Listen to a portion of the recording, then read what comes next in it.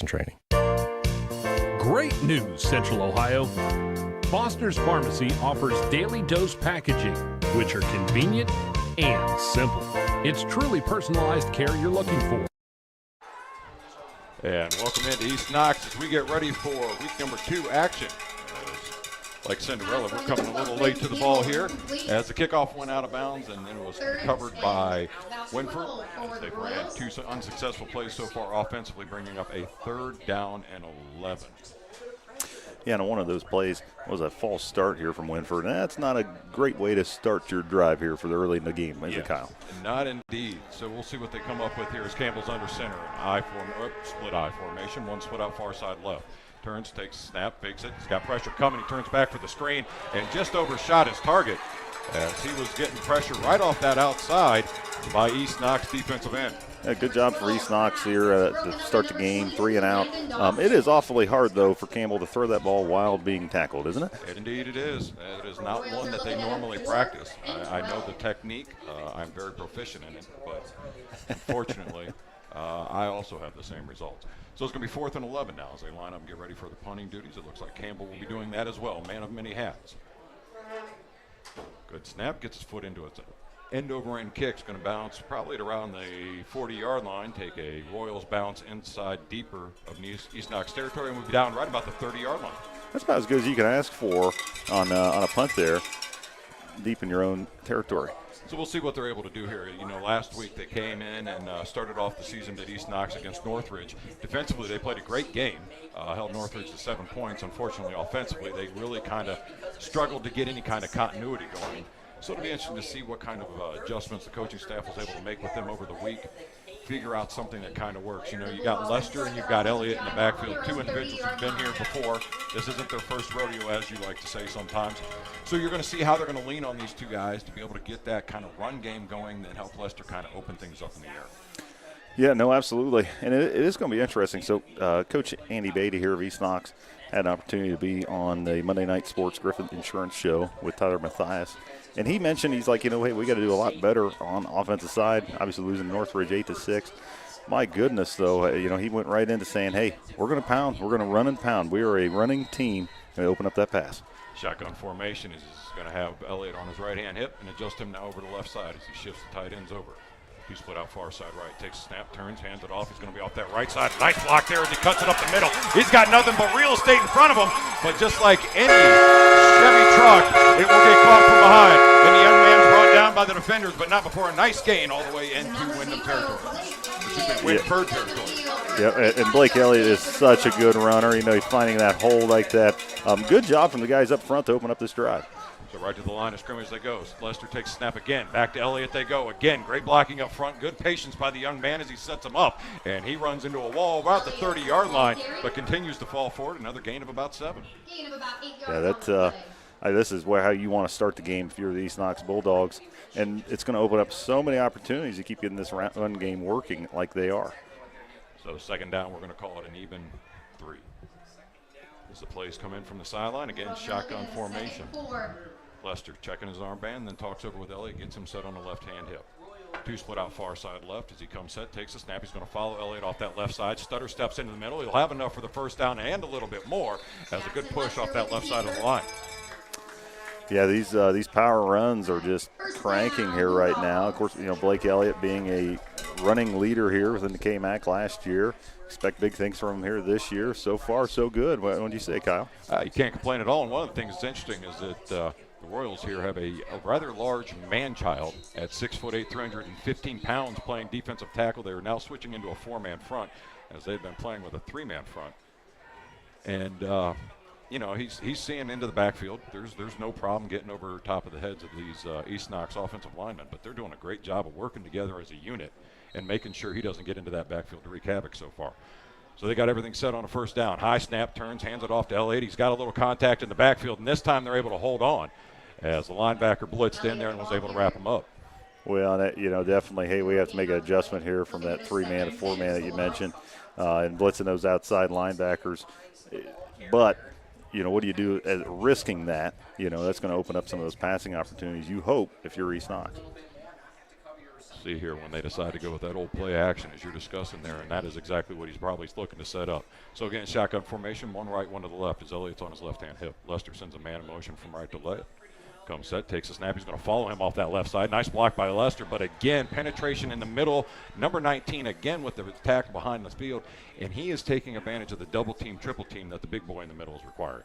Yeah, absolutely. And that's, you know, anytime you're drawing, if you're a defensive lineman, you're drawing 2 or 3 offensive linemen on you. You are successful. You may not be making too many tackles, but you're a team player. Indeed, and that's exactly what he's doing up there in his linebacker.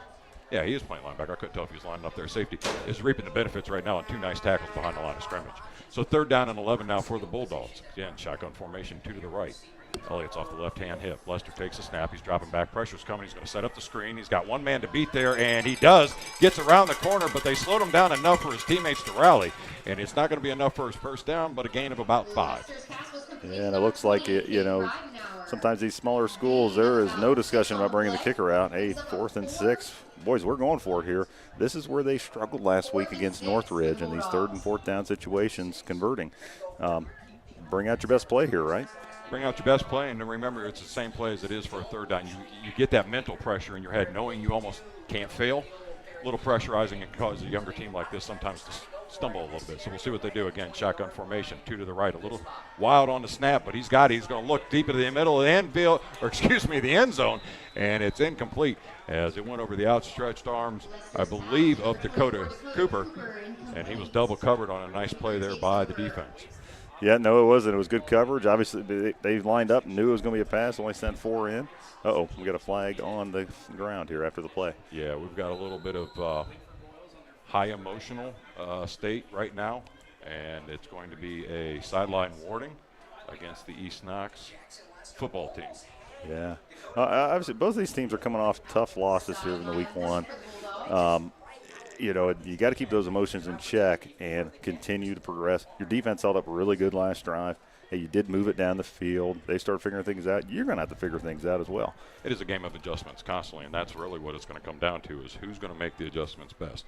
And you saw there on that series, the defense for the Royals made the adjustment, and that adjustment was enough to kind of slow down this running attack that was just getting chunks and chunks. Yeah. So under center he goes, a split back formation. He sends a man in motion, does Campbell from right to left. He turns, fakes the handoff. Nope, it is going to be a dive right up the middle, and he'll get a gain of probably about 3 yards, and he'll make it a 2nd down. You know, it wasn't a terrible play there from Wynford. I mean, they did open up that hole. It just kind of a shoestring tackle to bring him down, keep that 2 yards instead of a 5-6 yard gain that he very well could have had. So we'll see again, Wynford kind of a slow motion offense.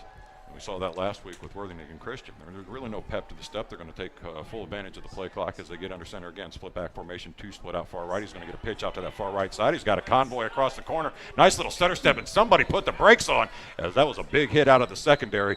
I believe that was Lester on the tackle. But it looks like we got flag at the point of attack, most likely a holding. Yeah, we do have a flag there. Man, Jackson Lester, man, he really did just wipe the floor. But you know what was even cooler than that, Kyle? He made sure he lifted him up right after the play there. That was pretty cool. Way to be a team player and sportsmanship. Amen to that, my friend. It's a trait we can never have enough of out there on the field of competition because, as you know, playing the game, coaching the game, the emotions will always go high. And when you got younger individuals like this, it's good to see them to have that emotional maturity where he could have easily kind of stood up and said, yeah, I just put you down. He's like, no, I got you, man. Let's get back up and play again. I may or may not be a little biased, Kyle, but that is something that is preached from Coach Andy Beatty from the top all the way down. Hey, we hit hard, and then we help them back up. It is a really good mentality to have here for East Knox Bulldogs. Indeed. Whistle to whistle. After that, you're back to being the gentleman you're meant to be. So it's going to make it 2nd down on the holding and about 20. As they're going to be pushed back deep inside their own territory. Split back formation, 2 split out far to the left. As he turns, hands it off to Campbell. Nice little stutter step, and he gets caught up by his own blocker as he had a room and opportunity to get out there. And Elliott did an awesome job of keeping his hand wrapped around his ankle to bring him down. Mm-hmm.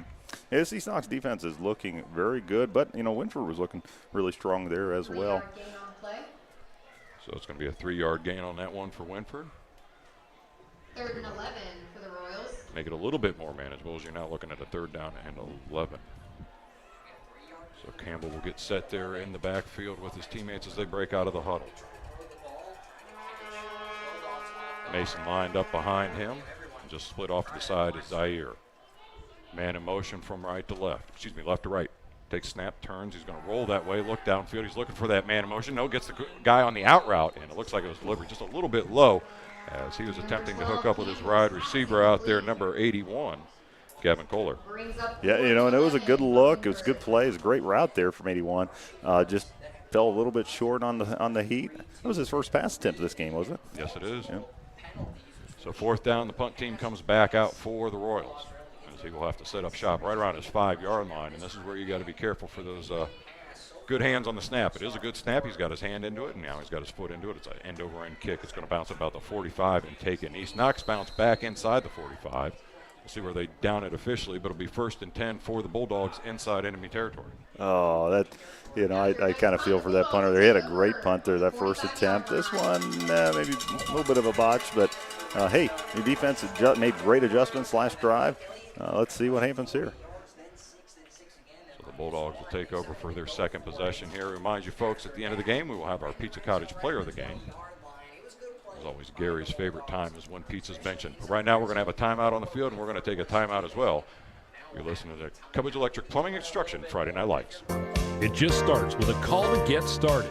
Take the hassle out of your medications. Call 740-392-0911. Foster's Health Mart Pharmacy. Health Mart, taking the time to listen and care. Your sinks are backed up, the electric in your master bedroom needs rewired, and now the wife is asking for a new addition. It's time to get in touch with Cubbage Electric, Plumbing, and Now Construction. Give Brian and his team a call at 740-627-8004. They can fix your electrical and plumbing needs and give your bathroom and kitchen a remodel. Cubbage Electric, Plumbing, and Construction is a proud sponsor for all the local high school teams. Enjoy the season. Cubbage Electric, Plumbing, and Construction. 740-627-8004.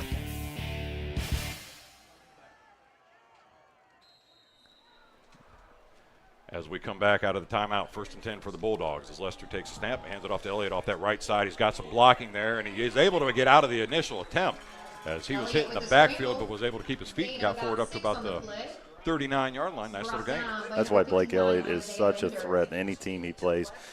Not only in initial contact, those feet keep chopping, they keep moving. And, man, he makes a 2-yard gang into a 5-yard gang, and you'll take that all night long if you're East Knox. Easily. Those are the kind of kids you want, the nonstop, all-out effort. Shotgun formation, one left, one to the right. Again, Lester takes a snap. Elliott right up the middle, and this time he kind of runs into a wall. That's a great job defensively of clogging that hole was big number 77. So he was down as the ball squirted loose, so it'll be a gain of maybe about a yard and bring up 3rd down.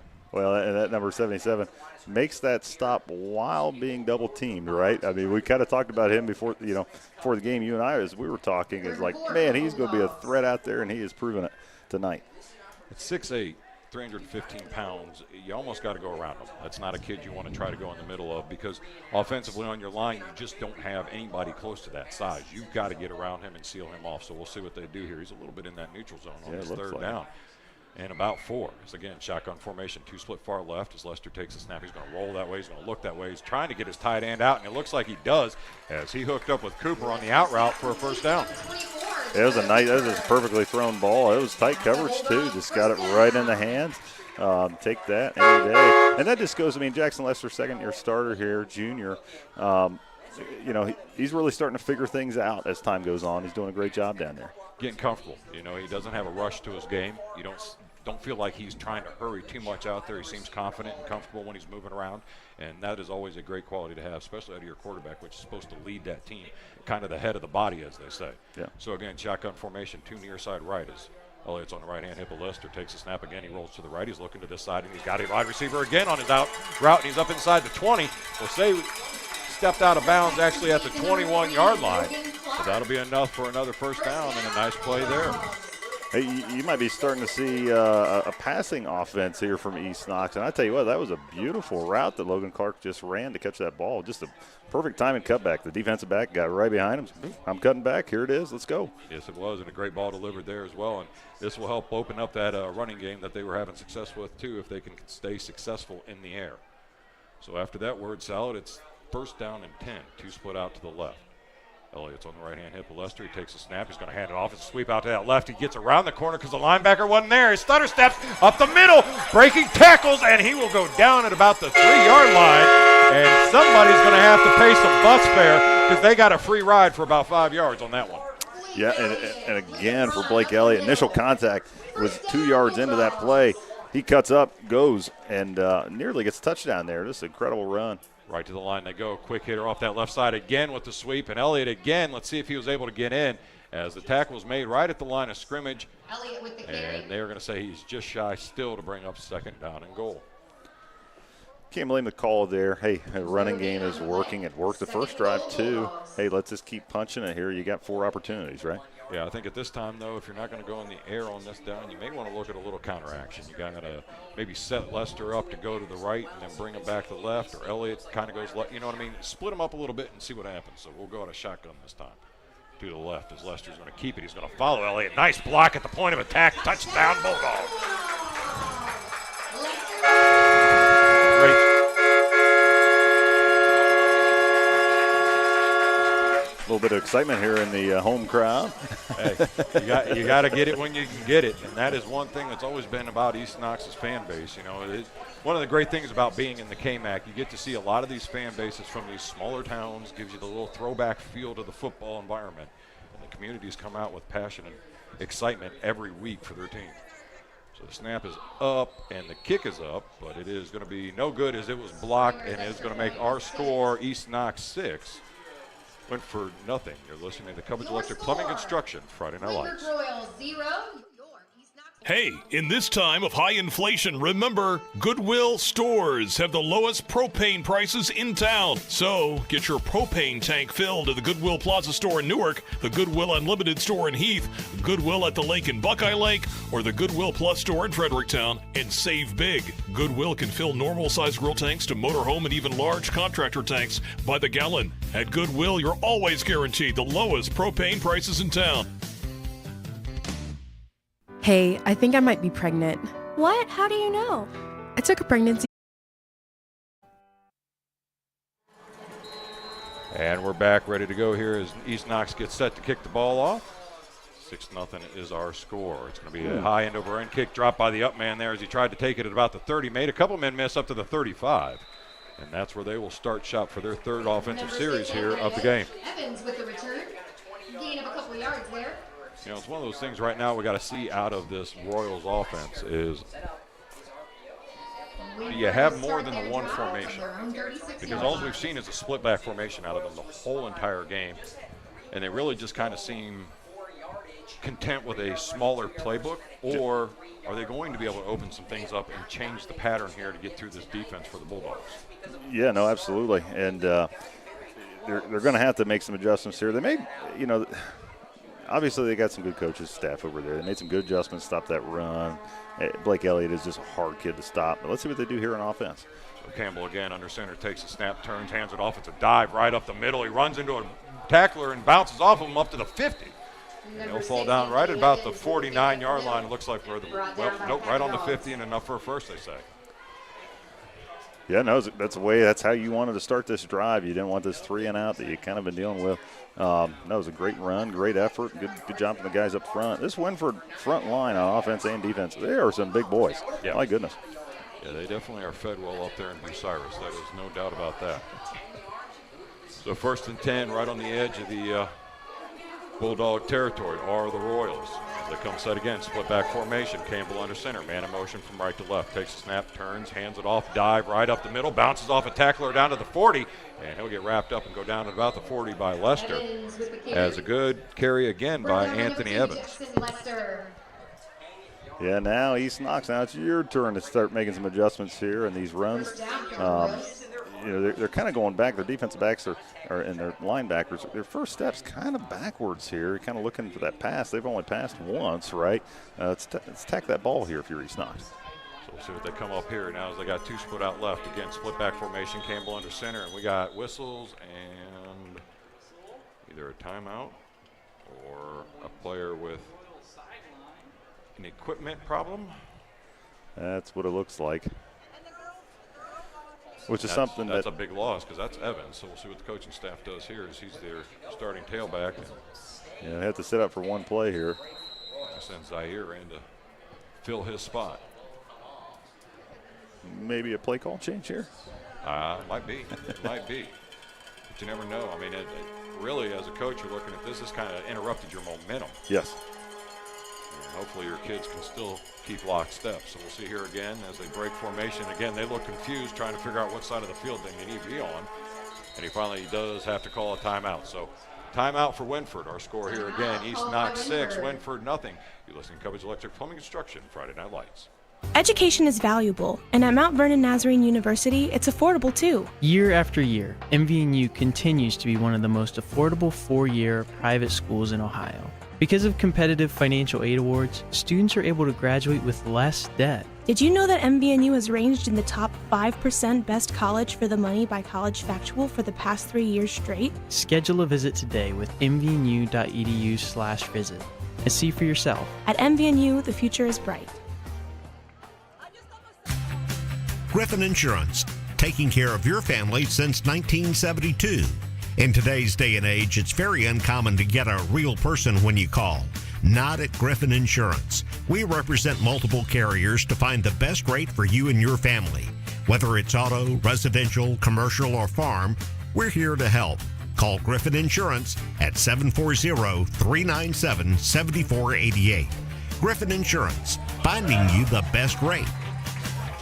Pizza Cottage in Mount Vernon is right one of there 11 pizza cottages in Ohio. Campbell. They are among the nation's best performing. Lost about yard. Tackle for loss. Right now, Wynford is really kind of looks like they're struggling offensively to find an identity. Yeah, and I've got to say something about number 22 down there. That is a freshman there that just made that tackle for East Knox.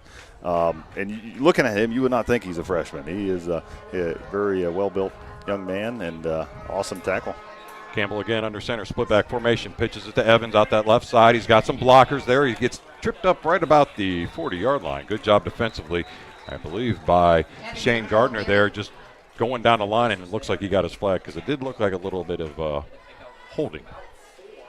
Yeah, it did. At first, that flag that came down, it went right at that player. I wasn't sure if it was a shoe or if it was a – but, yes, it is a little bit of laundry there on the field.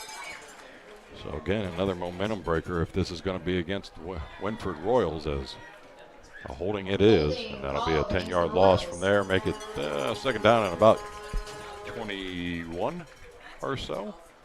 And from what started as a promising drive is now found itself in reverse, going the wrong way. Mm-hmm. Yeah, that is a momentum killer. Kind of a couple things. I mean, they had two great runs here to start this drive, and now penalties. So split back formation, two split out far right. Campbell under center, takes, turns, hands it. It's going to be a dive to Evans, and nobody's home as he's on the counter. He's out to the far side to the 20. 15-10. Touchdown, Royals. Well, that was a beautiful counter, and there wasn't one player there on East Knox that didn't fall for that. Man, just that discipline is really important in plays like that. And what a good play call. Yeah, almost like they lulled him to sleep. Yeah. You know, they just kind of went with him. Here we go, here we go, here we go, here we go, there we went.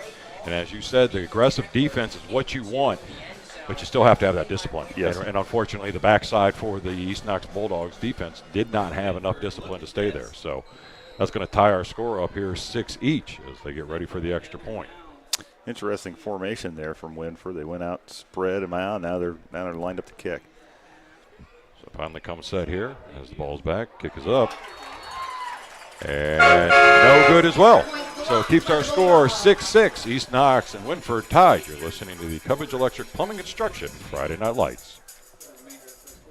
Pizza Cottage in Mount Vernon is one of 11 pizza cottages in Ohio. They are among the nation's best performing pizzerias and ranked in Pizza Today. The finest ingredients is used daily. Treat your customers and employees like family and always give back to the community, offering not only takeout but also dine-in and full bar.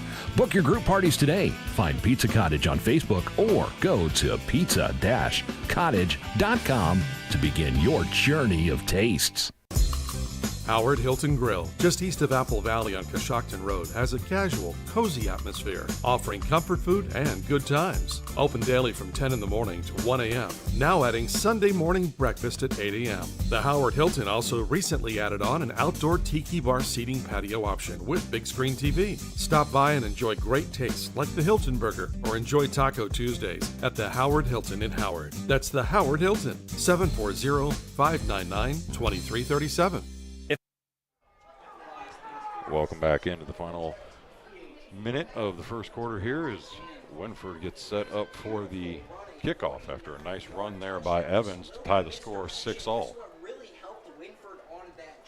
No, and it was a messy drive, but just great play calling and running, even though penalties, your star player getting pulled off for, equipment malfunctions. It's still an excellent drive, an excellent effort there from Wynford, and we're in a ball game. Indeed we are, and that's one of those things you always love to see on a Friday night, as our score here is tied up at 6 apiece. So after some dancing and some hooping and hollering, they get set as Victor Alejandro Serrares gets his foot into it. It's a high end-over-end kick. It's going to be taken on that far right side. Elliott's going to have it, cut it back towards the middle, tries to stutter step, make a man miss. He lost the ball there. It looked like he was able to get it back in. About 10 yards. And he'll start with a 1st and 10 at their own 20-yard line. Excuse me, that was Cooper on the return. Yeah, and almost he lost a little bit of control of that ball there. Luckily, he was able to jump on it. So the Bulldogs will come back out looking to answer that scoring drive by the Royals. As they got just under a minute here to go in the first quarter. Remind you at the end of the game, we'll have our Pizza Cottage player of the game. Stick around for that. I know Gary always sticks around hoping pizza's involved, but is disappointed each and every time. I got to tell you, too, I had Pizza Cottage the other night for the first time, and oh, my goodness, it is very good. Very good indeed. So 1st and 10 for the Bulldogs, shotgun formation.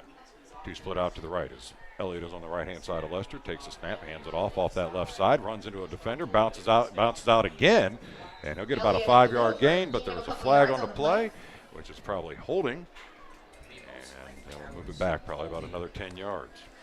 Ooh, yeah, not a good start there, especially, not the greatest run to begin with. But, man, getting penalties early in the drive is never a good thing. Face mask on Wynford. So it will be a break here for the Bulldogs as they'll get a free 15 yards. And Wynford will be put a little bit more into a pinch as they get closer to their territory. You got to be careful with these early season penalties just like that. I mean, it just typically a lack of discipline. That could have been an easy mistake, unfortunately. They went with a lack of unintentional face mask. Lack of discipline, yes, for 5 yards. So 2nd down, we're going to call it 3. As they come out of the huddle again, shotgun formation, 2 to the near side right.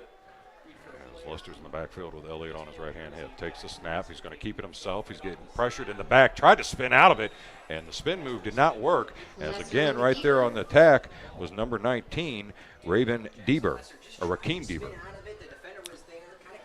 I have a feeling that might be a name we might hear often throughout this evening. Well, he seems to be the aggressive linebacker of the group here for the Royals. As he's had on the last series 2 tackles in the backfield that kind of stuttered out, on the first drive that kind of caused it to stall out. So again, shotgun formation this time too far left as Elliott is on the left-hand side of Lester. Team's going to take a second, look to the right, make sure their hair is looking good. Nope, not looking good. So they're going to have to call a timeout. Or that's into the first quarter. So our score here is 6-6 as you're listening to the Cubbage Electric Plumbing Construction Friday Night Lights. Market volatility is keeping you awake at night. Call Spearman Financial Services. Spearman Financial Services have seen plenty of ups and downs, and this is normal. As our old high school football coach would remind us, the true champion is found with your ability to bounce back after a loss. So stop losing sleep and call the team who will coach you through the good times and the bad times. Spearman Financial Services, financial plans that last a lifetime. Securities offered through Valmark Securities Incorporated, member FINRA, SIPC. Investment advisory services offered through Valmark Advisors Incorporated, SEC registered investment advisor. Spearman Financial Services is a separate entity from Valmark Securities Incorporated and Valmark Advisors Incorporated. Past performances cannot guarantee future results. One cannot invest directly in an index. I just found out my daughter is pregnant and I don't know what to do. Wow, how'd you find out? I found the pregnancy test in the trash and heard her on the phone talking about abortion. I know it's her decision, but this is big. I want to help. What about Starting Point, Pregnancy and Family Resource Center? I've heard of it, but I don't know much about it. They have pregnancy tests, ultrasounds, and accurate information on all her options. They're always non-judgmental and it's free. Wow, where do I get more info? Google Knox Starting Point. They're right behind the hospital in Mount Vernon. Thanks. I didn't know where to turn. I'll start there. Yeah, absolutely. As we come back in for the start of the second quarter, our score here is East Knox 6, Wynford 6. I mean, one more and we might be in a little bit of trouble. So somebody can get some points, get us out of the unlucky 66 here. Because if Austin was around, I'm sure he would throw something inappropriate in to add a third 6, and then it would just be all downhill from there. Well, I'm not. I don't go that dark, Kyle. So, hey, big play here, 3rd and short. I mean, Wynford, hey, they've played good here on these third down drives so far. So, big play here. See what the Bulldogs come out to do is shotgun formation, 2 split out far right.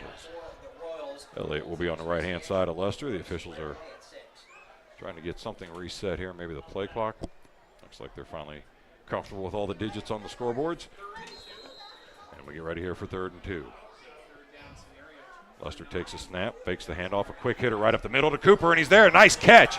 Great job defensively of being there on that play, but about one step too late was, I believe, Hunter Rouston on the coverage, and it's first down for the Bulldogs. And again, he's 3 for 3 so far the game, Lester is. That was a DOT dot that we call in Madden football. There you go, my friend. Indeed it was, and a great job by Cooper to bring it in. Shotgun formation again. Lester gets the handoff on that sweep left side. Nice block, makes a man miss. He gets caught from behind, though, and he will go down right there, as that was KJ Kotelik on the tackle. I don't know if that was AJ's coverage zone there, but, man, he flew in the backfield to get that tackle. He did. He was moving pretty well for a man his size. Somebody needed to stop. On all those backs, nobody was anywhere in sight. He just came, man, I'm going to make this tackle now, Great backside pursuit by that young man. So it's going to make it 1st and 10 right at the 50. Shotgun formation, 2 out far right. As Lester is going to take the snap, roll to the right. He's got time. He's got plenty of time. He's still looking downfield. He just called his mom to say, I love you, and threw the ball out of bounds.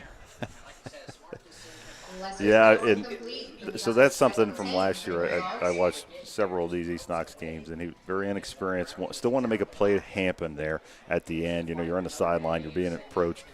That's discipline. That's experience. Say, hey, I've got no option. I'm throwing this thing out of bounds. Exactly, and that's what you look for as you're watching these young quarterbacks grow. And I've seen Lester play before, and you're right. I mean, he is definitely taking a lot of good steps to mature on this journey that he's been on out here at East Knox. Mm-hmm. So, again, it's going to be 2nd down now. Ball still sits right at the 50-yard line. 2 split out far side right, and Lester and Elliott in the backfield.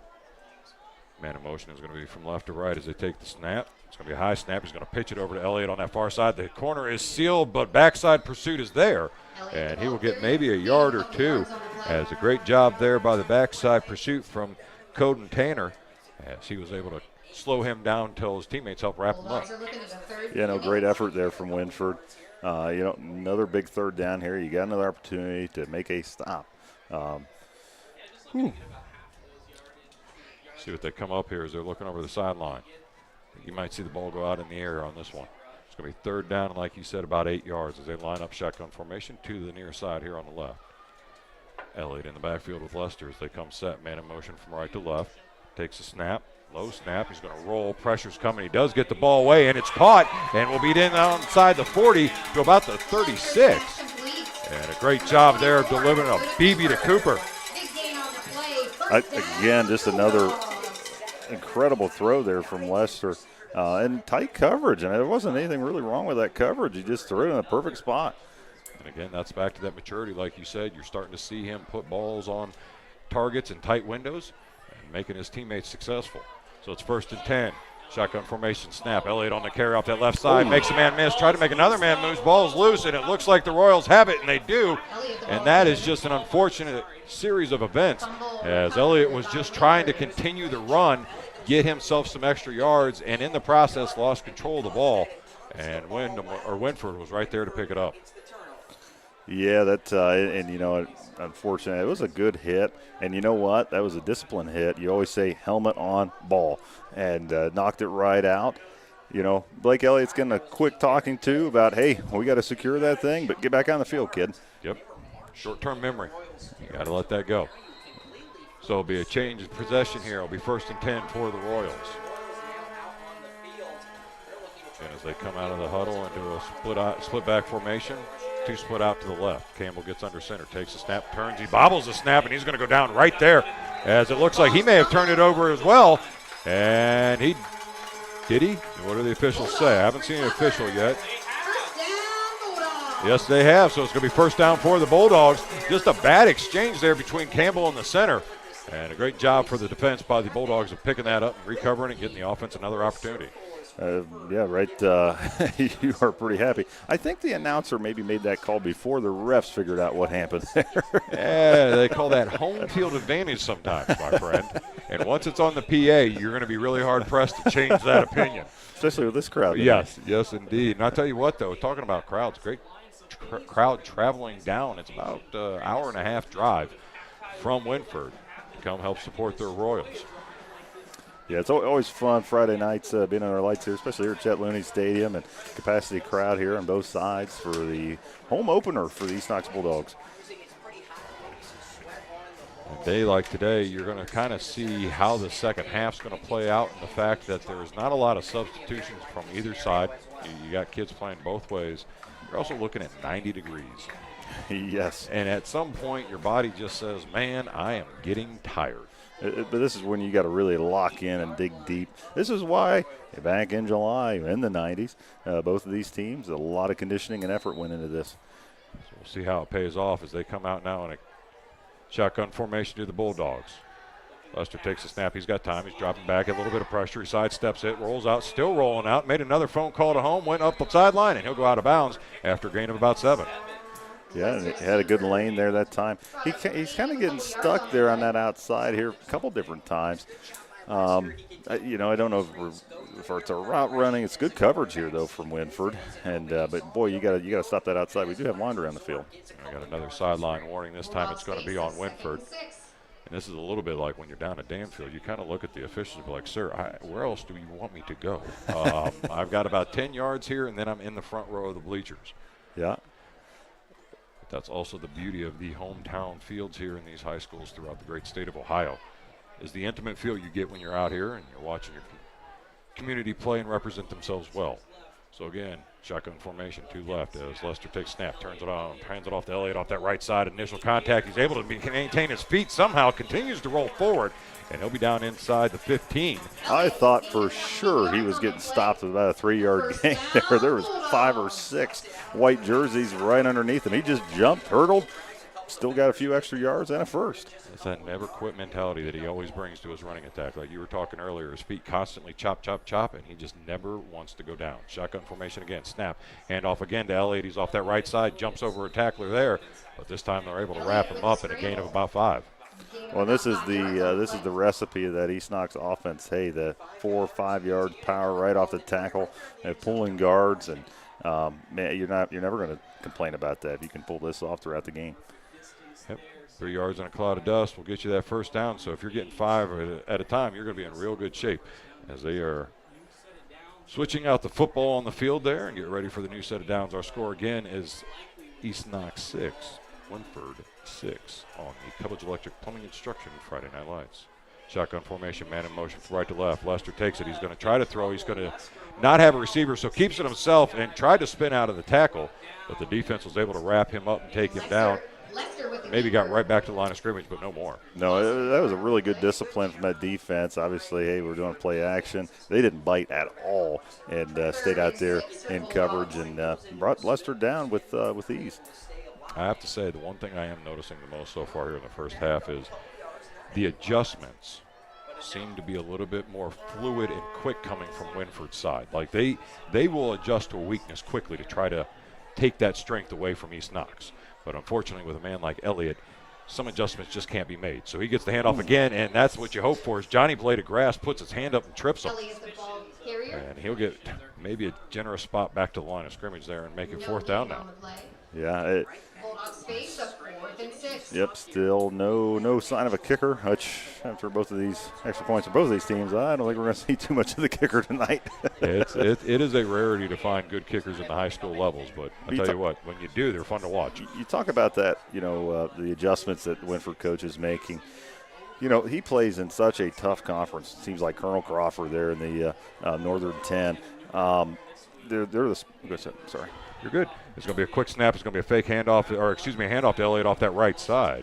And he had a little bit of a gap initially, but it closed quickly by the defense.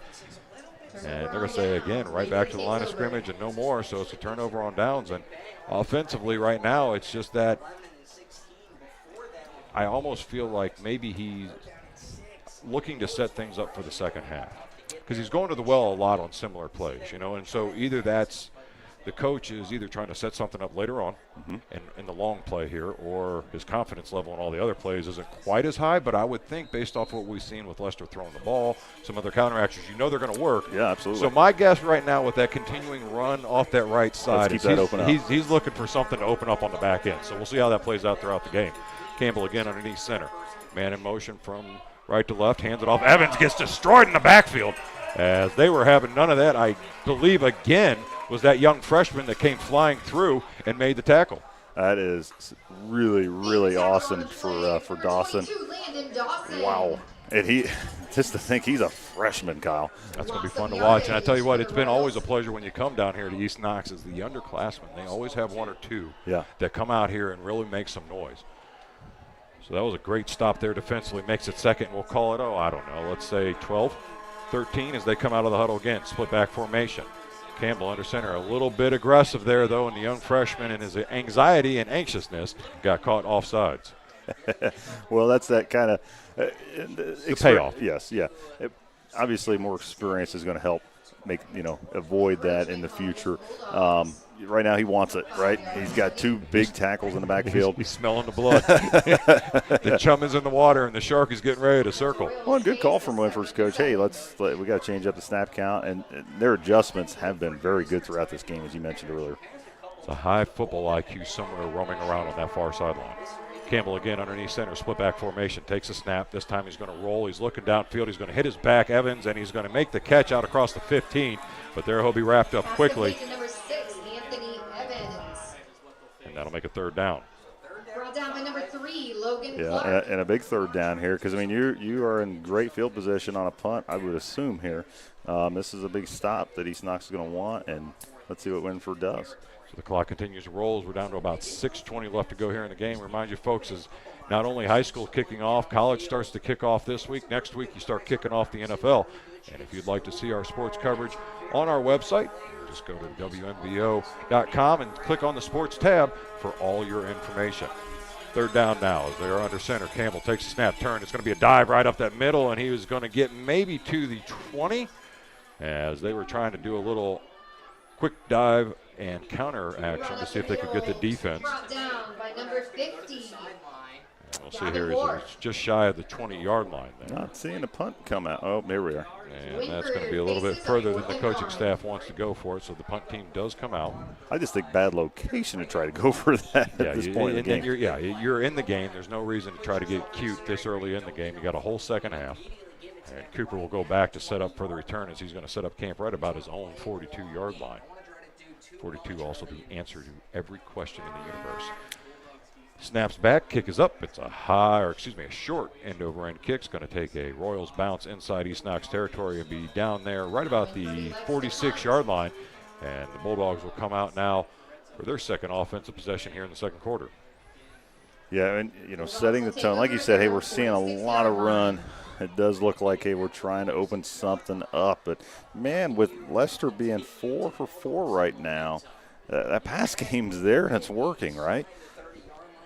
And it's one of those things also as a coach goes and you try to get a feel for your team as a whole, right? Obviously he's had Lester and Elliott for a while, but he's also got some younger kids out there, and he's trying to see how they work together. Obviously last week the offense was the part that wasn't as cohesive as he was hoping for. Showing a little more lights here, but he's still maybe just trying to make sure that he doesn't put them in a situation that they can fail and lose the momentum of what he's got building right now offensively in this game. Shotgun formation, 2 to the left. Elliott's in there as Lester keeps it. He's going to get his man on a little out route there and almost was able to maintain his balance as he was brought down right about the line of scrimmage. Complete to number 1, Shane Gardner. As that was Gardner on a little kind of shallow flat route there out of the H-back tight end position. And it makes it second down now and 10 as the ball still sits at the 46 on the near hash. Yeah, not a bad try to get a screen. Wynford's defense has been playing very disciplined defense. Hey, they covered very well there in the flats with their outside linebacker, made the stop. Hey, you'll let them throw that any day if you make the stop. Yes, indeed you will. So second down now as they look to the sideline for the play call, and it comes in. They get set. Check on formation, 2 split far right. Elliott on the left-hand hip as he takes the snap. That's going to be a little bit of a false start. Elliott was just about a half second off of the cadence rhythm. He knows it too. Yep. And got caught leaning, and that's going to be just another unfortunate event there in that drive. You don't like to have those, as they say, negative plays, and that's going to set you way behind the chains now, making it second down, and we'll call it about 16. I tell you again there, this is a small look. I do think our producer Gary picked up on it. It was right after that run, number 19 from Wyndham, Recom Deaver, went to Blake Elliott, gave him a high five, said, hey, man, you got it. You know, that's kind of cool. That's pretty cool. So they look over the sideline again as the play calls come in. Check the wristband, and come set. Shotgun formation, 2 far right as Elliott's on the left-hand hip of Lester. Takes a snap, turns, fakes the handoff, drops back. He's got time. He's looking downfield. He's looking over the middle of the field there, and he just undershot his wide receiver again, looking for Cooper on a post route in the middle of the field. He had come open inside the coverage, and unfortunately it was just out of range and a little bit low. Yeah, no, it was a great route, wide open, just not quite enough there from Lester. Rare miss today, as he is 5 of 6 in the passing game. Long third down here. Indeed it is. 3rd down and 15 if you look at the scoreboard. Ball sitting right at the 41-yard line on the near side half. Shotgun formation, 2 split far right as Lester has Elliott on his right-hand hip. Comes set, takes a snap, turns, fakes the handoff, pressures right there in his face. He gets the ball away, and this time he's able to connect with Cooper. And Cooper is not looking back as he's like D.B. Cooper, taking the money and going to the house. Touchdown, Bulldogs. That was the exact same play. It's just, hey, Lester, get rid of that ball sooner. Yep. And that's exactly what he did. And that was a good adjustment there, that young quarterback, of recognizing that from the coaching staff, making the adjustment quickly there, and that makes our score here 12-6. As that was a great job by Cooper making that reception and then just turning on the jets, getting into the house. Ooh, he's a fast one, isn't he? It's always a good talent to have on your team. That's the one thing you can't really coach is the speed. No, not at all. Nope. That was just an incredible play and way to get it. So they'll get lined up here for the extra point. Well, we're going to have a whistle here. What do we got? A flag, and we're going to have a offsides on the defense. Well, that might be the yard that they need to make this extra point. Yes. Or send the offense back out on the field. Yeah, it looks like that might be what they're doing too. You might as well. Hey, pick it up here. Make this 14-6 if you can. It's a game of points and inches when it comes down to it, especially a game like this where right now you're not seeing any team really take control. So it's going to be kind of this teeter-totter back and forth. These points are big. That's why it's so important to get out early, and take that lead early, even in a tight contest like this. Make them chase you. Shotgun formation. Takes a snap, turns, hands it off. He's going to pump fake it into the middle and just overshot his receiver as he was trying to catch his tight end on a play-action route there. So it's incomplete, and that makes our score here 12-6. East Knox on top of Wynford.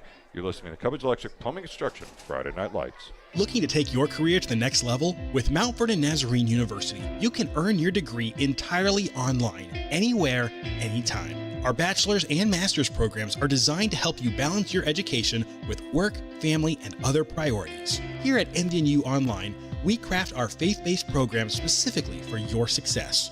Learn more at mvnu.edu or call us today at 1-800-839-2355. Mount Vernon Nazarene University. Elite Preparedness stands as Ohio's unrivaled destination for top-tier firearms training and related services. Experience our state-of-the-art facilities in scenic southern Knox County, stock up in our pro shop, and enjoy our indoor and outdoor range options. Our expert cadre leads an unparalleled lineup of classes and personal training sessions. We also offer VIP transportation, armored vehicle services, along with security and executive protection services. Reach out at 740-263-1234, explore online at elitepreparedness.com, or visit our facilities at 25580 Bell Church Road, Utica, Ohio, to witness the ultimate in preparedness and training. We're getting set here for the kickoff. As he approaches it, gets his foot into it. It's a low wind over end kick. It's going to bounce and be taken at about the 20-yard line, up to the 25 on a stutter step 30, turns a side step there across the 35, and he'll go down there at about the 35-yard line and make it 1st and 10. I think he maybe tackled a little bit high there. We got some laundry on the field. Couldn't tell from this angle if it was a face mask or maybe a horse collar. We'll see what the official has to say, as it looked like you said he was up high on that tackle for sure. And they are going to say it is a face mask on East Knox. So that's going to tack on probably another 15. See which one they call, if it's incidental or, I don't know if you call it intentional. But and that's such a hard judgment call for a referee to make, right? You know, because it's a split second of you're trying to judge the intent of the kid or the player. And how quick does that hand come off, in your opinion? You know what I mean? To me, it may be quick. To you, it may be slow. It's just it's a judgment. It's a judgment call, and those are hard. So it's going to be 1st and 10. It was the 5-yard variety, and puts the ball at the 41-yard line for the Royals. Split back formation, 2 out far side left. Campbell under center, takes a snap, turns, hands it off. It's a dive right up the middle, and Evans bounces off a couple tacklers, and he is able to push forward to across the 50-yard line down to the 49. And he's almost like a pinball in there, just bouncing around until he goes forward. A little bit like Elliott has that never go down, refuse to quit mentality. Yeah, no, and he does such a great job after initial contact. He's done that a few times. Even last drive of those 2-10, first down at back to back. He does a great job, contact, still keeping those feet moving. So split back formation again, 2 near side right this time. Campbell takes a snap, fakes the pitch, hands it on a counter to Evans. It goes right across the line there, about 2-yard gain, and he'll go down there. Good job of the defense. Gardner getting in on the tackle. Yeah, and it's a big drive for both of these teams. They're still fighting to figure out how are we going to get ahead? How are we going to get more points on the board here, right? Both these teams did not do so hot in the point game last week, figuring out this week. So again, split back, 2 split out left. Campbell under center, takes a snap, turns. He's going to drop back. He's looking downfield. He's got pressure coming. He's going to try to get away, and he cannot. As the young man steps up again, and Dawson with another tackle for a loss. This time he got the big sandwich, and he got himself a sack. Unbelievable. That's his that's 3 tackles in the backfield now so far for Lana Dawson. And what a big sack. And that was only this kind of what's wild to me right now, Kyle. That was only the second pass attempt by this Wynford team. It's definitely not their strength. You can tell that there's not a lot of confidence there. And right now I find it funny. And not funny in a sense of ha-ha, he-he. I find the irony of this funny that the young freshman is going against the big 6'8", 315-pounder. And he's beating him with his speed. Well, right there he did as he got put down, but he's going to go for a screen on the backside of the tight end, and he's got it, but he's behind the line of scrimmage, and they were right there. It looks like that was Lester on the tackle, and that'll be actually a loss of 2. Made me eat my words, but great job there by the defense stepping up, stopping him. They're going to call a timeout here as it is 4th down, and we're going to step out too. You're listening to Cubbage Electric Plumbing Construction Friday Night Lights. Great news, Central Ohio. Foster's Pharmacy offers daily dose packaging, which are convenient and simple. It's truly personalized care you're looking for. It just starts with a call to get started. Take the hassle out of your medications. Call 740-392-0911. Foster's Health Mart Pharmacy. Health Mart, taking the time to listen and care.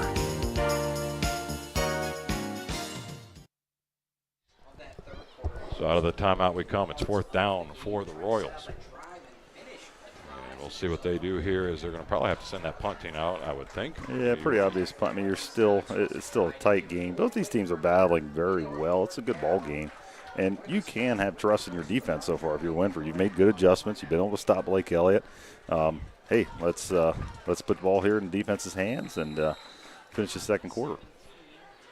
So 4th down it is, and the punt team comes out. As Gardner's going to set up at about his own 20-yard line.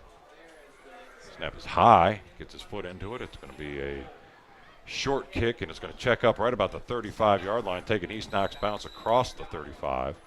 And it looks like it'll be down right at the 35-yard line, and it'll be 1st and 10 for the Bulldogs with about 1:30 to go in the first half, up 12-6. So you're getting the ball to start the second half. Yeah. So I think at this stage you might want to pop the top off a little bit, see if you can't get something quick again with Campbell right across the middle. Absolutely. Put a quick score in going into halftime, takes the momentum out, and then you get the ball right back, and then you could really put yourself in a 3-score lead before they even touch the ball again. Yeah, absolutely. Well, especially so far, Wynford's defense has not proven themselves on that pass coverage yet. So you might as well, hey, go for it. Try to make this a 2-possession ball game and get the ball in the second half. Go for it here. Yeah, that's how you got to give your team that ability to get that lead and push it out, and you got a little more breathing room when you got a 3-score lead. Shotgun formation. It's going to be a snap. Lester's going to roll out. He's got time. He's looking again. He's got his man open, Campbell, and just off his fingertips, a beautifully placed pass right over the top of the defender by Lester. We got a flag in the backfield. Probably a holding is what I suspect. Yeah, so it probably wouldn't have mattered there anyway. But, man, that had potential to be great. It did. Yeah, no, it was a great Cooper's feet. His footwork is incredible out there so far. But just through his hands, he might have the great feet, but you got to get those hands working too, right? Yes, sir. Yes, sir. It takes the whole body to get together on that one. So it is a holding on the Bulldogs, which is going to push the ball all the way back to the 25-yard line. That's a rough start now. I mean, now, Kyle, do you think this is going to be a tough first down to get? Do you still go air it out here for the first couple? I think on this first play you're going to get Elliott the ball. Yeah. Get yourself a little momentum going back forward in the correct direction. But if Elliott can rip you off a 10-yarder right here or more, then that's when you go right back over top. Absolutely. So we'll see here. Shotgun formation, 2 near side left. As Elliott again in the backfield with Lester. Takes a snap. He's going to go off that right side. He's got traffic, but he stutter steps. He gets hit from behind. Somehow gets out of that tackle. Gets out of another tackle and gets back to the line of scrimmage +2. And he'll make it 2nd down and 8. Needed that. Just as you drew it up, Kyle. like I've watched a game or two in my life. So now you get yourself inside those chains. You get yourself a little more freedom. You're not exactly where you want to be. You'd like a 2nd 7, 2nd 6, you know what I mean? But you're 2nd and 8. You can go to the well again, see if you can't catch up with Cooper. Maybe this time try to get him in the middle of the field as he went on a little up and out on the last time. But they're going to go a little checkup route there by number 9 at the 45. He's got it across the 50. Makes a man miss. Stays on his feet down to the 45, and they'll bring him down there. Great effort by that young man on that reception. I believe that was Beatty. Oh, that's another freshman. I believe Beatty was the name that was announced, and puts the ball all the way down at the 45-yard line of Wynford. Makes it 1st and 10 as the clock is continuing to roll here at 45 seconds. Shotgun formation, 2 split out far right. Lester takes a snap. He's going to roll right. He's going to have a quick hitter over there to, again, the young man, and this time off his fingertips and complete. It's pretty incredible, though. Here you have 2 freshmen, 1 starting on each side of the ball here. That is the coach's son as well, Rush Beatty down there. There you go. Like I said, every year I've come down here and had the blessings of being able to call a game in East Knox. The results may have not always been what the East Knox fan base wants, but I have always been impressed by the young underclassmen that contribute on a regular basis to their team. And in small schools like this, you need to have that. Yeah, you definitely need that. And that speaks to the volume of the program he builds out here. So, again, it's going to be a shotgun formation, 2 split out far side right. Man in motion from left to right. As Lester takes a snap, pitches over Elliott. And Elliott's going to try throwing it himself, and he's got a man open downfield. Does he get him? And no, incomplete.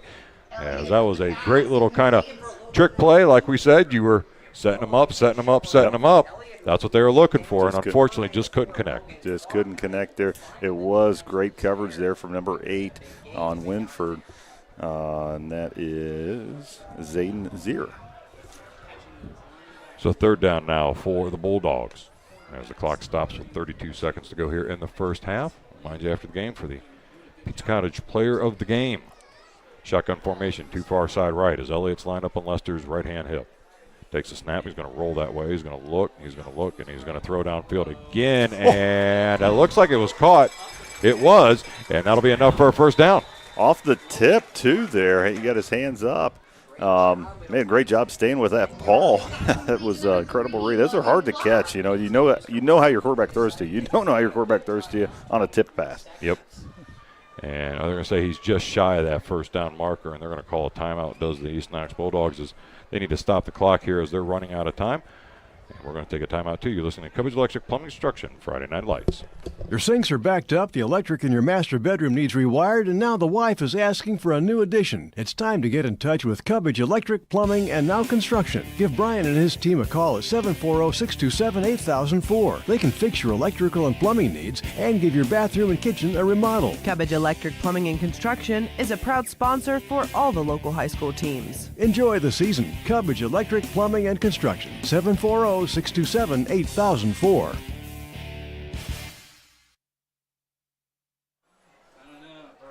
As we come back here with 30 seconds to go, 1st and 10 for the Bulldogs. Right now, as a coach, you got to I think at this stage with 30 seconds, you got to get that ball in the air. You cannot go on the ground and hope something to happen. I don't know if you'll be able to get out of bounds quick enough to make it worth your while. And with Leicester being 8 for 10 on the passing game right now, you might as well. You've got a couple opportunities here with 23 seconds to go. So shotgun formation, 2 to the left as Leicester takes a snap. He's rolling that way. He's looking. He's got pressure coming, and it's coming heavy, and he was smart. He wanted to throw that ball away, but he decided he was going to go ahead and just hold tight real quick. Tight end here, though, from East Knox. So, again, they're going to stop the clock here as they're going to try to figure out what to do now as you're looking at second and long. The ball is pushed even further back to your own, or the 45-yard line. And that was, one of the first times where we've seen the pocket really break down quickly on Leicester. He's had a lot of time. They do a lot of rolling him out of that pocket to allow him to get more space. But right there, that pocket just couldn't keep him upright long enough, but it was a great decision of his once he feeling the defenders wrap him tight of not throwing that ball away, because he was looking to throw that ball away. And it just goes back to that experience factor for a second-year quarterback like Leicester. And no, it was a good decision.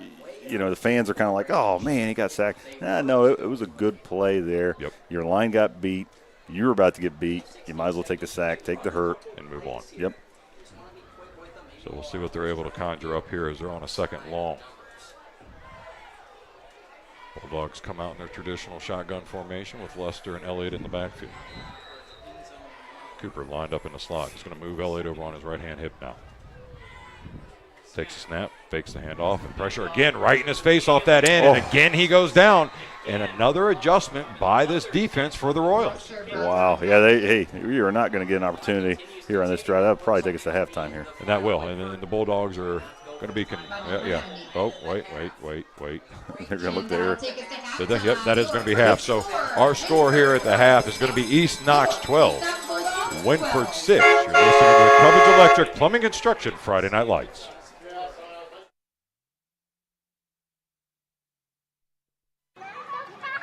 Your family, the car that you bought when you were 18, the house you turned into a home. UIS Insurance and Investments protects what you love and provides security when you need it most. As an independent insurance agency, UIS Insurance and Investments is able to design a custom policy that's unique to you and assures that all things you love are safe and sound. For more information, go to uisprotect.com. UIS Insurance and Investments, trusted advisors for all your insurance needs. UIS Insurance and Investments protects what you love and provides security when you need it the most. They're a full-service, independent insurance agency with a hometown attitude dedicated to providing the best coverage and service possible. UIS Insurance and Investments supports area schools and communities with local offices in Northwest and Central Ohio and Southeast Michigan. For more information, go to uisprotect.com. That's uisprotect.com. UIS Insurance and Investments, trusted advisors for all your insurance needs.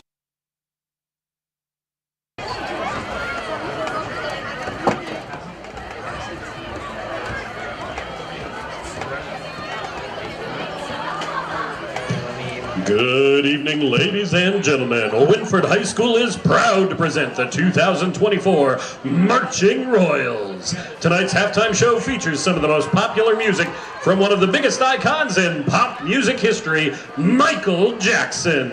Tonight's first number comes from Michael Jackson's 1979 album, Off the Wall. Here is Don't Stop Till You Get Enough.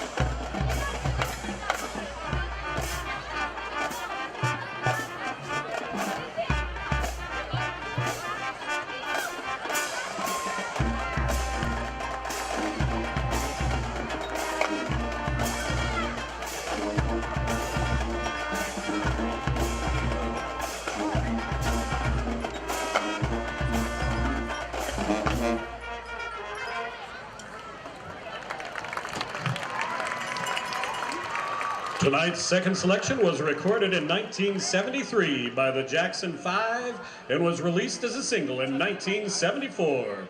We feature our majorettes and flags while the band plays the hit, Dancing Machine.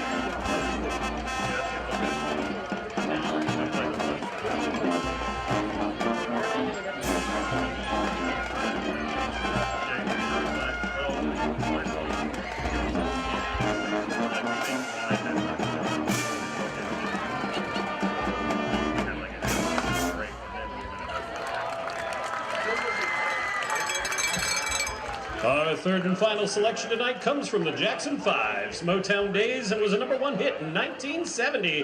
The Wynford Band will finish up tonight's show with I Want You Back.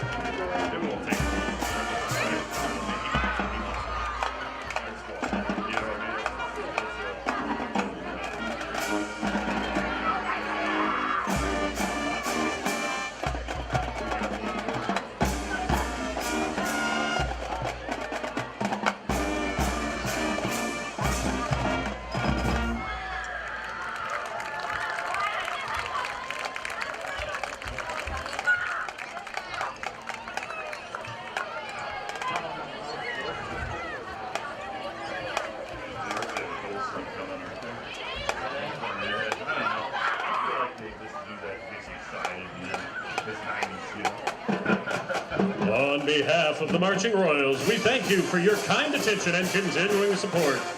Once again, have a great night, and let's go Royals!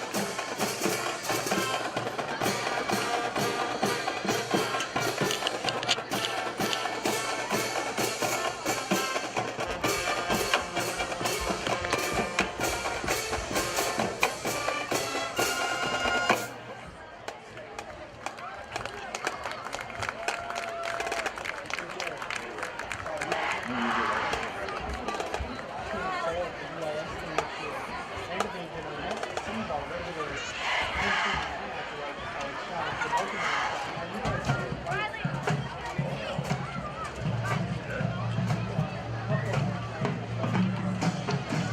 Ladies and gentlemen, please welcome to the field the East Knox Bulldog Band of Pride. Under the direction of Brian W. Dodd, percussion assistant Ethan Royer, major red advisor Olivia Campbell and assistant Claire Amstutz, color guard advisor Nisa Lucky and assistant Janie Smith, and is led out onto the field by field commander Alexis Nybarger. Tonight, the band would like to open their 2024 season with a hit 70s classic by the group Chicago. Here is 25 or 6 to 4.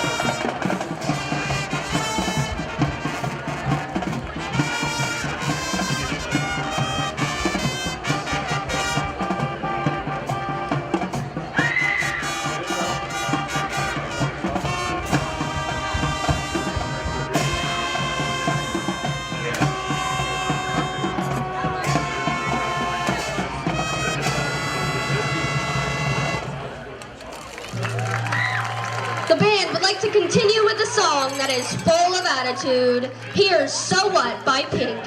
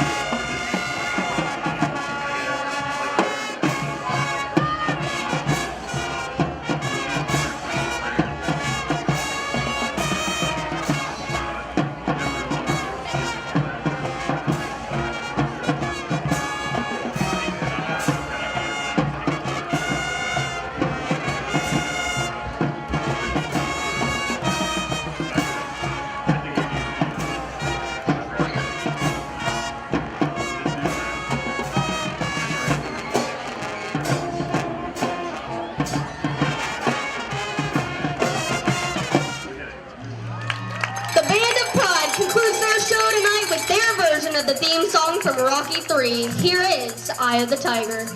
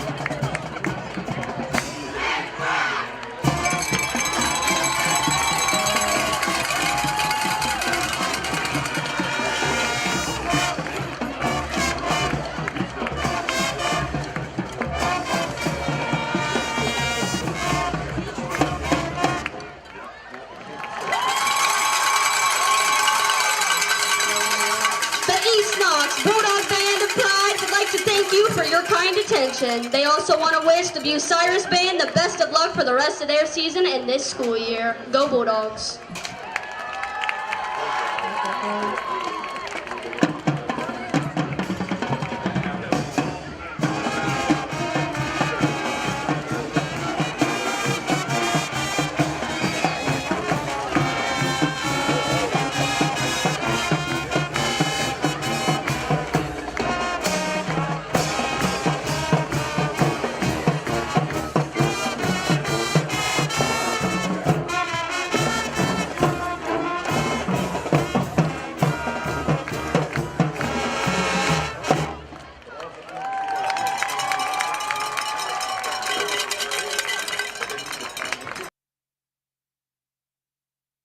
Home has never meant more. It's not just a place, it's where life happens. Protect yours from the inside out with a home insurance policy from Frankenmuth Insurance. Are you ready to get frank about your insurance needs? Start a conversation with the experts at UIS Insurance and Investments and see if a homeowner's policy from Frankenmuth Insurance is right for you. Get started at uisprotect.com. That's uisprotect.com. Trusted advisors for all your insurance needs.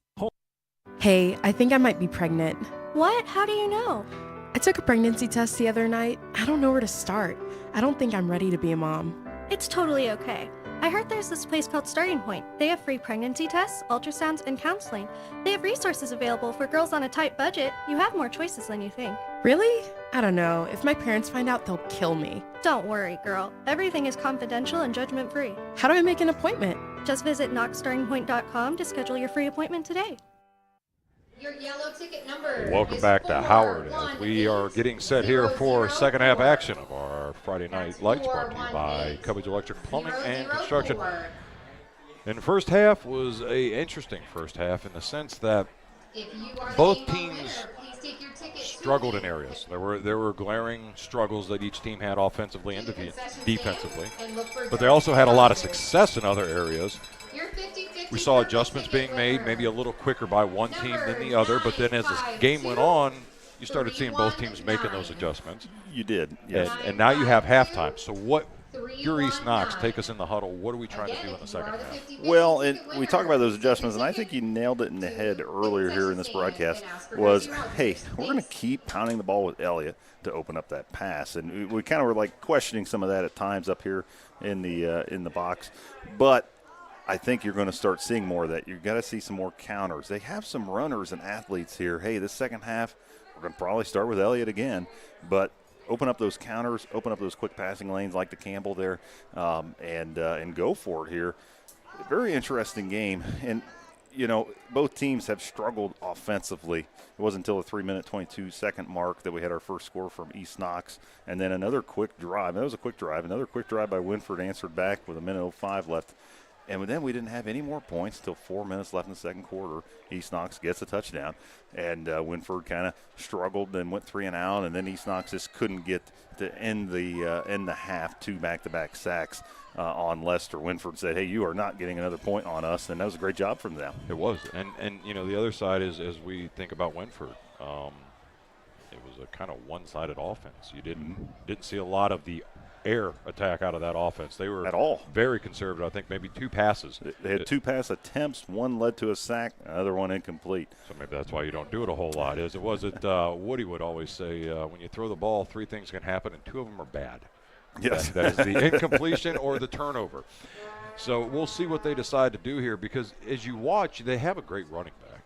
Yes. Evans has done a phenomenal job, and they're doing a good job of setting him up with counters and misdirections and kind of trying to not be consistent in their point of attack when he gets the ball to run it. But the question is, as the game goes on, how durable is he as your runner? And does he have the ability, because we haven't seen it. We're seeing 15, 20 chunks. I haven't seen him break anything away. No. Does he have that ability to break it away? Or are you going to have to be a team that the clock all of a sudden becomes a very big problem for you because your offense needs so much to get moving. Yeah, no, and that's very real. You know, at Evans, obviously kind of unofficial stat keeping up here, but it looked like he had 43 yards in the first half, which was respectful. I mean, 24 of those yards came from just 2 plays. You know, so it kind of puts into perspective. Now, Blake Elliott on the other side of that, I have for 84 yards and 1 touchdown.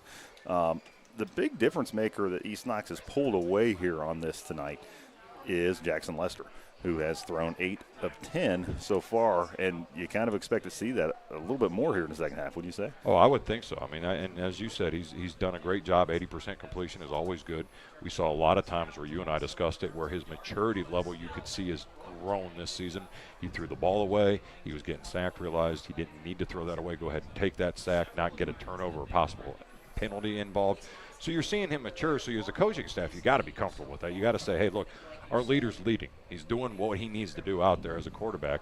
And I would think in the second half, you get the ball to start.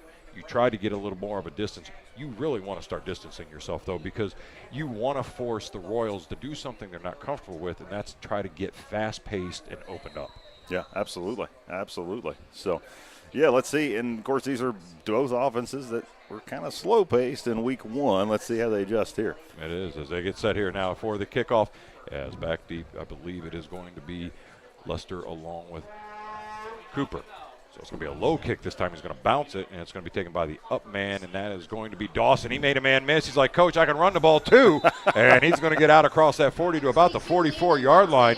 And that is a nice job there by the young man of make sure, one, he maintained the possession of the ball, because those are tricky as they bounce, and they've got a weird little kind of wobble to them. And obviously, as this is natural grass, you're going to have an uneven surface. Especially at this field. Trust me, I've got a young son that's played on this for years, and I'm still amazed by the angles at times. You know, there's a reason why we always want to try to get towards the scoreboard in the last quarter of the game. There you go, brother. Shotgun formation for the Bulldogs as they come out for their first possession here in the second half. Lester checks over to the sideline and makes sure the play call stays the same and comes set again. Takes a snap, high snap. He's going to hand it off to Elliott off that right side, and he gets hit right at that point of attack. This time a good job defensively of just going down the line by their defensive linemen, not trying to pursue too deep into that backfield, and they were able to stretch him out and take him down. Yeah, no, good effort from Wynford, and that's something we saw time and time again there in the first half. They can stop that outside run, and that's not a good thing for East Knox because their offense is sort of built on that outside run, whether it's Elliott taking the ball or Lester keeping the ball. So it makes it 2nd down and 9 now as they come back into their conventional shotgun formation. Lester on him. Man in motion, takes a snap. It's a high snap. He had to jump to get it. Stutter step, made a man miss. Directions back across the field. And he is able to turn a negative into a positive of about 3 yards before he gets rode out of bounds. Yeah, 3rd down here. That looked like just a design draw play, you know, and especially have a quarterback that is passing the ball well. Yeah, what do you break out here in your 3rd down?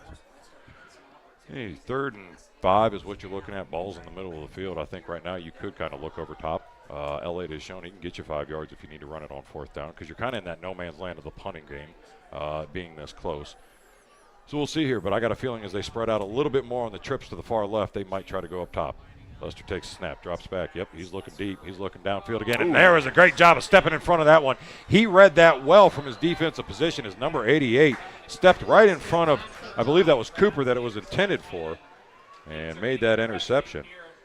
As yes, that was Hunter Routson on the interception there for the Royals. And again, that's that 2 out of 3 things can happen, and 2 of them are bad. That pass a couple times here today. Hey, he read it and made that adjustment perfectly.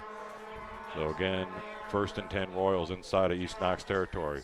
Campbell takes a snap, quick handoff to Evans right up that middle, and he gets hit right about the 48-yard line and maybe get 2 or 3 on that carry, and it'll make it 2nd down. Yeah, no good stop there, and for the first play of the drive from the Bulldogs. You know, and that's what's going to struggle for Wynford, constantly running the ball. You know, it seems like we've seen the same 5, maybe 6 looks, play after play after play, becoming very predictable. I would assume that that's kind of done by design, though. You would think, but at the same time, sometimes it is what it is with what you got. Yes. And you don't want to put these kids in unmanageable situations.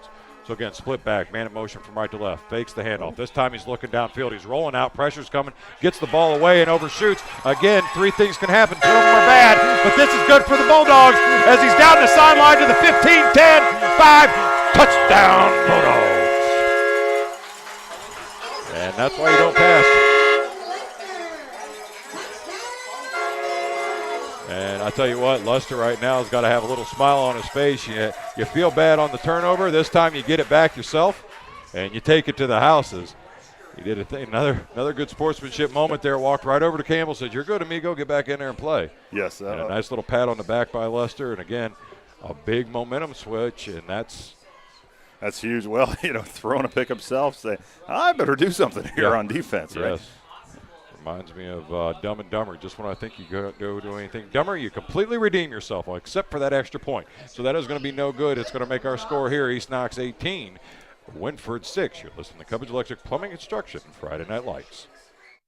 Education is valuable, and at Mount Vernon Nazarene University, it's affordable too. Year after year, MVNU continues to be one of the most affordable 4-year private schools in Ohio. Because of competitive financial aid awards, students are able to graduate with less debt. Did you know that MVNU has ranged in the top 5% best college for the money by College Factual for the past 3 years straight? Schedule a visit today with mvnu.edu/visit and see for yourself. At MVNU, the future is bright.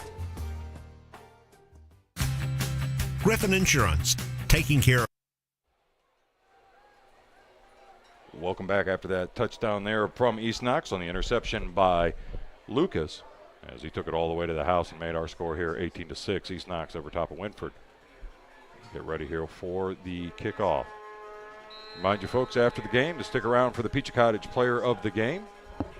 Each and every week we will bring you one player who has stood out and above, and I got my eyes on one individual particular, but we will see how the game plays out. As he approaches the ball, gets his foot into it. It's a high end over and kick taken by the up man at about his 30-yard line. Sutter steps, tries to get away, but the defense does a great job of containing and wrapping up. And it'll be 1st and 10 for the Royals at their own 30-yard line.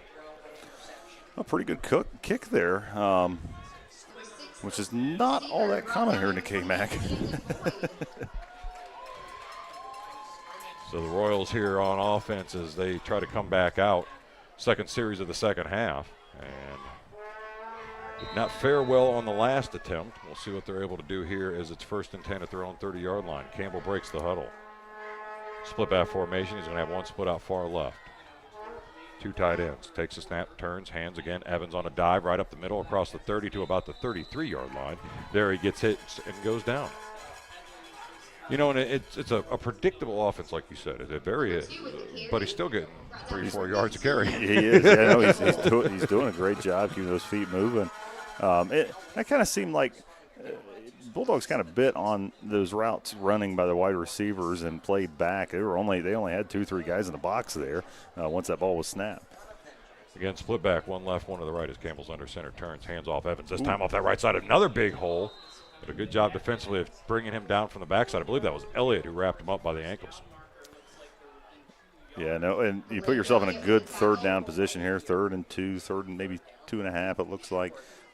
Good spot for you to be Wynford, especially you're picking up those 2-3 yards nearly every play. So I imagine we're going to see that again here. It's just their offense is like a giant tractor from the 40s. I mean, it's going to pull and it's going to beat its way forward, but it is not moving fast at all. Split back formation as he fakes the pitch, keeps himself on a sweep, trying to do a little trickeration, and he gets nowhere. Has a great job again. Elliott stepping up and making the tackle at the line of scrimmage. Yeah, they sniffed that out pretty good. And how about Blake Elliott getting 2 of the tackles here in this drive? The kid is everywhere on all sides of the ball here. 4th down, punt team.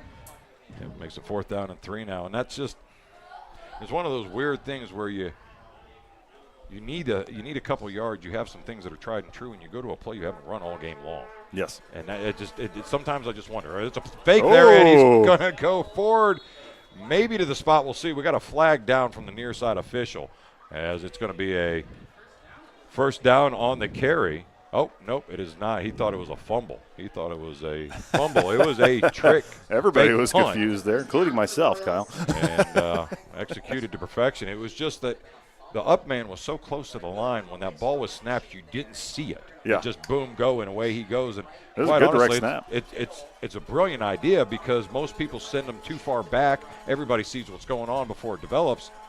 Right there, half a second, boom, it's in his hands, and he's got the yardage. 1st and 10 as the Royals line up at their own 40-yard line. Split back formation, Campbell pitch out to Evans. Right side, got a seam, cuts it back inside, makes a man miss, steps tight ropes it down that far sideline. It looks like the official said he stepped out before he got to the marker. They're actually going to pull him back a little bit. Wow, they're going to say he went out of bounds at the 46-yard line as he tried to do a little Fred Astaire and tap dance his way down the far sideline. Problem was he was tap dancing 10 yards further downfield. You know?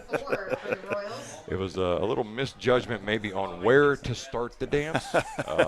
Still a good effort, but good it was run a to get great outside. Run and great effort there to make it 2nd down and again 3, maybe 4 yards.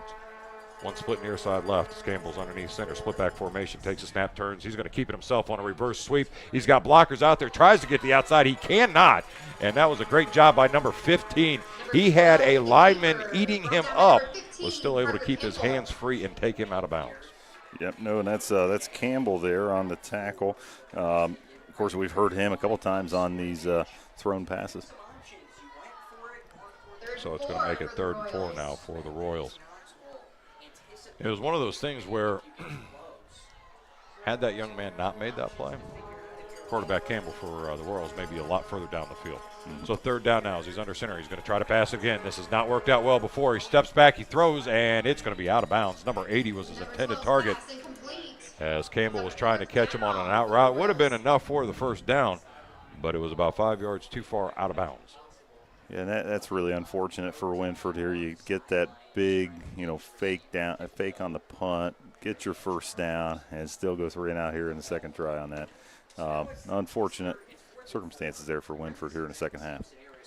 So it makes it again, like you said, 4th down now as the East Knox Bulldogs lead 18-6 over top of Wynford. They're stacked there on the line. They aren't going to go with that again. And it's going to be a nice kick. It's going to spiral and head downfield, take a Royals bounce down inside the 20. It's going to go up to about the 10. And there it will go and go no further it shall. You're not upset with your special teams there. No, that was a great change of field position. It was a nice punt. Good job of getting that off. So 1st and 10 as the Bulldogs will start deep inside their own territory at the 10-yard line. So far the 2nd half, defensive battle, my goodness. I don't expect to see that changing anytime soon, but both these teams are going to have to figure out how to move that ball downfield on offense consistently, right? Well, one of the things you often wonder, and coaches kind of can get outside of themselves, and as coached for a couple of years as I have, I too have fallen into this trap of you try to outthink yourself. Yeah. And you got 4 downs to get 10 yards. If the kid's getting 4 yards every time, just keep going until that no longer happens. But then they pass it, and then they have the turnover. But play resumes back on the field as they try to go with Elliott off that right side. And he's got no room to go at all. Great job defensively. And, again, another adjustment as you see the defensive line no longer is looking to penetrate deep. They're looking to slide with the linemen. Yep. It's kind of maybe I don't know for sure, but it reminds me maybe of a zone blocking scheme by East Knox where you kind of slide to the play and you're moving yourself out to the first point of attack there. And just following the guards, it looks like. Yes, is what and they're doing a great job of just sliding down that line and taking away that edge, which Elliott was abusing them on in the 1st half. Yeah. Yeah, that's a big man up front, 77. He's followed along very well on that outside, which you would think someone his size, he's crushing, right down. So it's going to be a pitch to Elliott. He's going to go that left side this time. He does get a little more breathing room out across the 10. And he'll fall forward to about the 15-yard line to make it 3rd down and about 5. Elliott with the scramble picks up about 6 yards. Yeah, and here, you are deep. You want to get this 1st down. It's a game of chess, of field possession at this point, right? This is a Jim Tressel dream game is what this is, man. 18-6. I don't miss those days, Kyle. It was, and it's one of those things where, though, he was true and consistent. Yes. And I think on offense for the Royals, they kind of need that. Stop throwing the ball. Just keep running it. Let East Knox not stop you. You know what I mean? Don't stop yourself. So snap to Lester, drops back, and he got hit as he threw the ball. And that is going to be out of bounds. They're going to say incomplete or fumble. Not quite sure which direction his arm was going in. But again, great backside blitz. And Rakeem Diaz, we've said his name before, he was able to get in that backfield and put that pressure there. But again, big number 77 took a double team and allowed that defensive line to open up a hole. Yeah, as far as we didn't get a tuck rule call on that. We aren't maybe in all the right places for the tuck rule to come in, but yeah, a couple of the fans were wondering why they didn't get something out of that, but it's going to make a 4th down now, as East Knox is working to get the correct personnel out onto the field. We'll get ready to punt this ball away.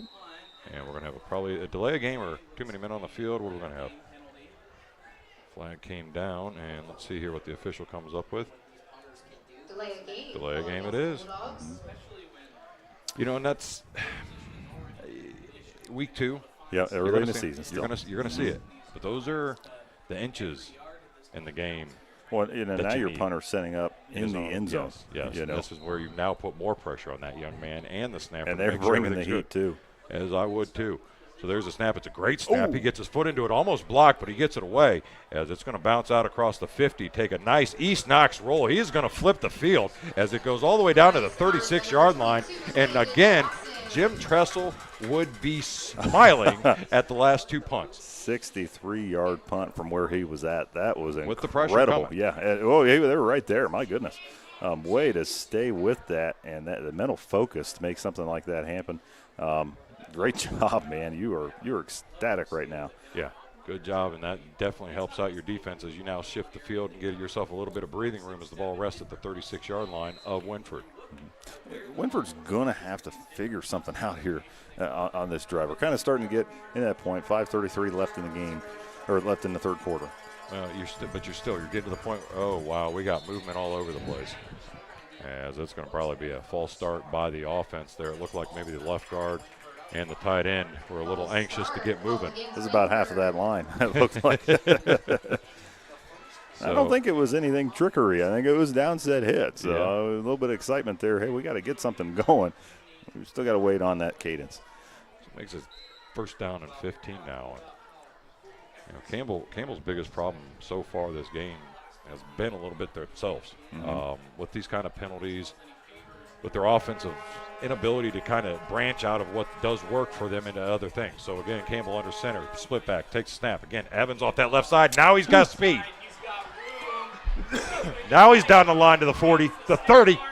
It's a foot race after a stiff arm to the 10-5. Touchdown, Royals. Well, I guess he does have that breakaway speed. He sure does, which we saw signs of that earlier in the game. But, man, they pick up a 63-yard run to open after having a false start. You are really excited right now. Yeah, and that was just great job by the young man of hitting the point of attack, recognizing the defense was a little bit inside where he needed to be. Nice little jump step to the outside, gets around the corner, and then it was a foot race. He had 2 men to beat one with a stiff arm, and the last he was able to outrun his arms for the score. So it's 18-12 now as they line up for the extra point to Wynford. Comes set, high snap, kicks up, and it is no good. So our score here is 18-12. East Knox on top of Wynford. You're listening to Cubbage Electric Plumbing Construction Friday Night Lights. Griffin Insurance, taking care of your family since 1972. In today's day and age, it's very uncommon to get a real person when you call. Not at Griffin Insurance. We represent multiple carriers to find the best rate for you and your family. Whether it's auto, residential, commercial, or farm, we're here to help. Call Griffin Insurance at 740-397-7488. Griffin Insurance, finding you the best rate. Pizza Cottage in Mount Vernon is one of 11 pizza cottages in Ohio. They are among the nation's best performing pizzerias and ranked in Pizza Today. The finest ingredients is used daily. Treat your customers and employees like family and always give back to the community. Offering not only takeout but also dine-in and full bar. Book your group parties today. Find Pizza Cottage on Facebook or go to pizza-cottage.com to begin your journey of tastes. And back in the saddle we are again.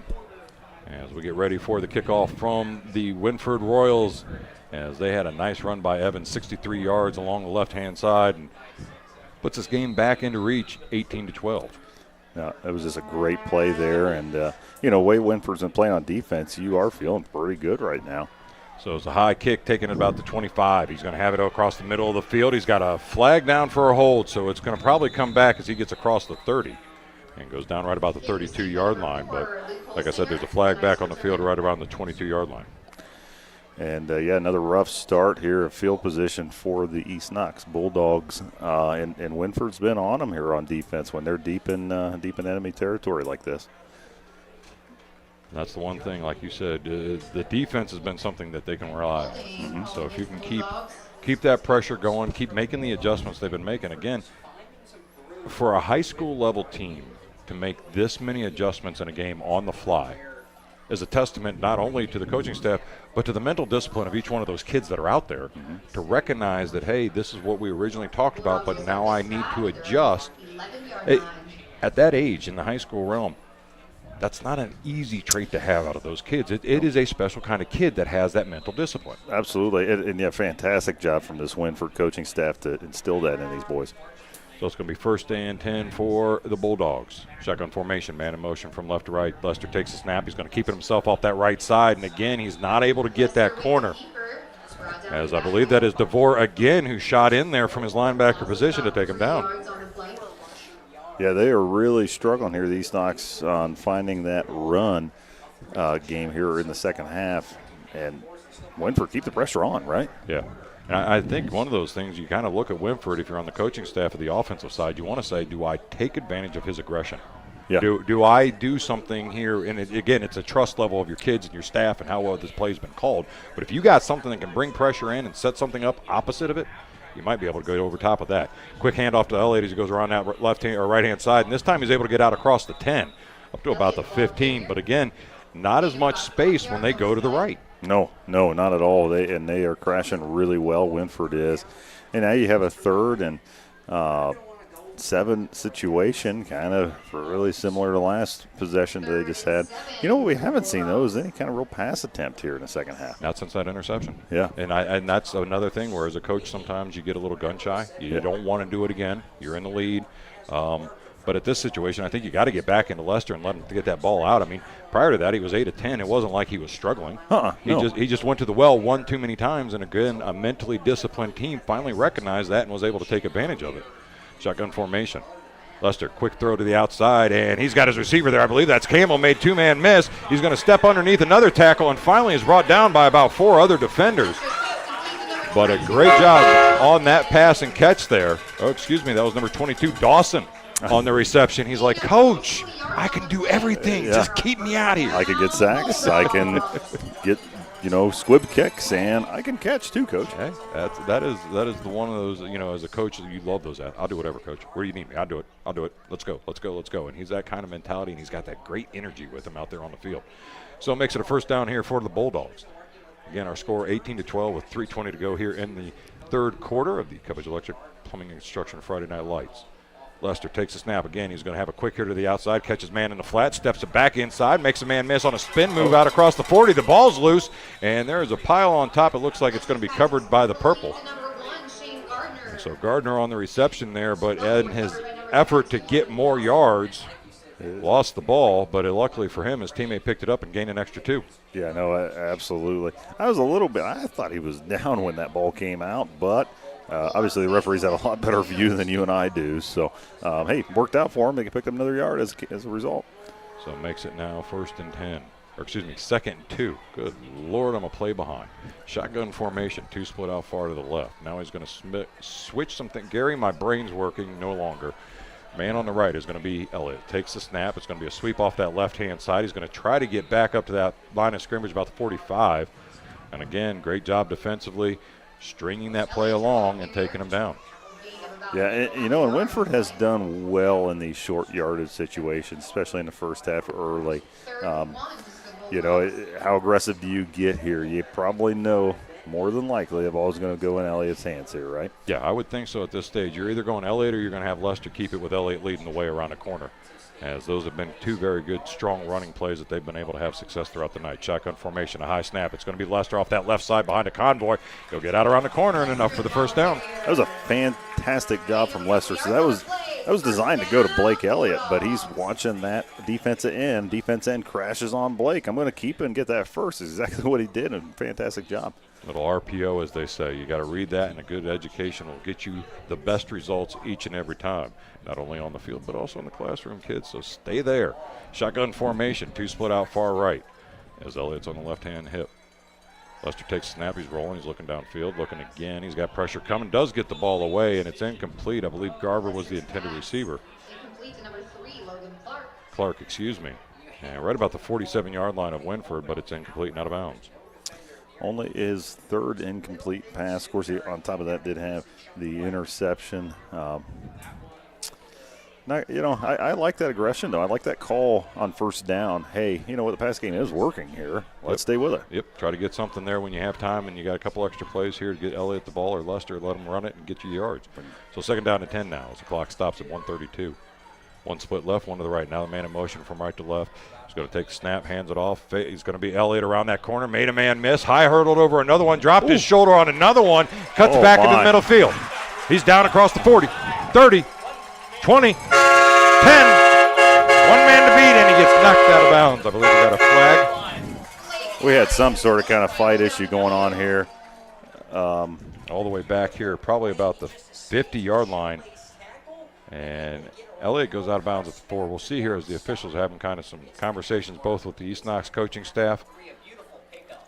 Well, there was a little bit of roughhousing going on back here, way out of the play on both sides. And it looks like it might be getting called against East Knox and a little bit of argument going on.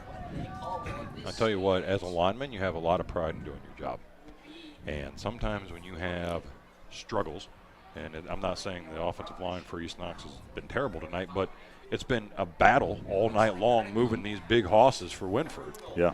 And sometimes the emotions will bubble up, and if you get that block, finally beat the guy that's been giving you grief, sometimes you get a little more excited, and the emotions grab a hold of you, and unfortunately it comes out in these events, and that's just a bad timing and a bad play here, unfortunately, because it was a brilliant run by Elliott.